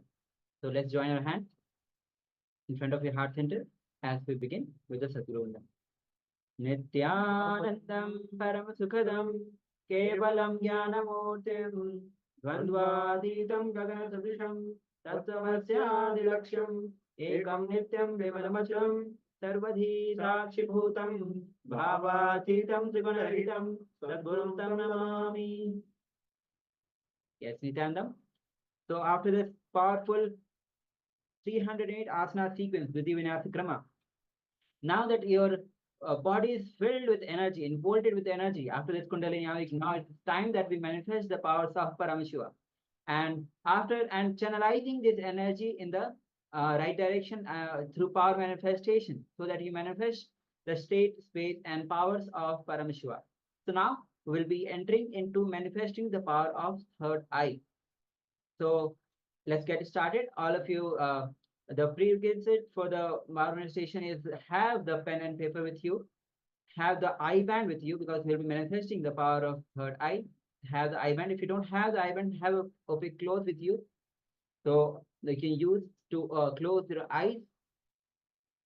For through various power manifestation, you'll be needing the turn on your video all the time, and make sure that you are responding to the answers to the whatever is revelation through your third eye in the Zoom chat, or if you are in the other social media, you can, if you are in the YouTube, you can put your solution, your answer in the YouTube chat. So let's get started. Now we'll be manifesting the power of third eye. So third eye is basically a seat of, now we'll be starting the power of seeing through third eye, and all of you are going to manifest this power. So let's have the eye band with you, pen and paper with you. So now we'll be entering into the scripture reference of third eye to manifest the power of third eye. Kapalantarmano yasya Vishtanmilitalochanaha Kramena manaso dharya Lakshaye lakshamuttamam. Yes. So the translation of this beautiful verse goes as, by fixing the mind on the inner space within the crown center and sitting stably without any movement, having the eyes closed in succession, by that stability of the mind and the inner space, through the power of third eye, one directly sees the ultimate goal, Lakshya. By having the vision beyond the sight that reveals any object or place, attaining the space of oneness with the source, Paramashivoham. So now let's get ready, as all of you will be manifesting the powers of third eye now. So we'll be manifesting, seeing the numbers blindfolded. So let's get ready. All of you, please close your eyes and put the eye band on your eyes. Let's get ready. Let's take a few moments as you put the eye bands on your eyes. And after this, I'll be projecting you the number which you have to see through your third eye, and see what Paramashiva is revealing to you through your third eye. Now, when you are seeing through your third eye, don't put your logic into it. Don't put your tension. Just relax. Be in the relax, complete relax. Let Swamiji flow through you. Let Swamiji reveal. You don't have to apply your logic. Let the third eye reveal itself for you. So let's take a few minutes as you close the eyes with the eye bands.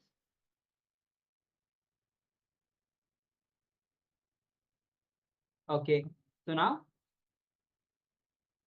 I'll be projecting you the number on your screen. See through your third eye the number which is being projected. So let's begin. Om Nityananda Paramashivoham. Om Nityananda Paramashivoham.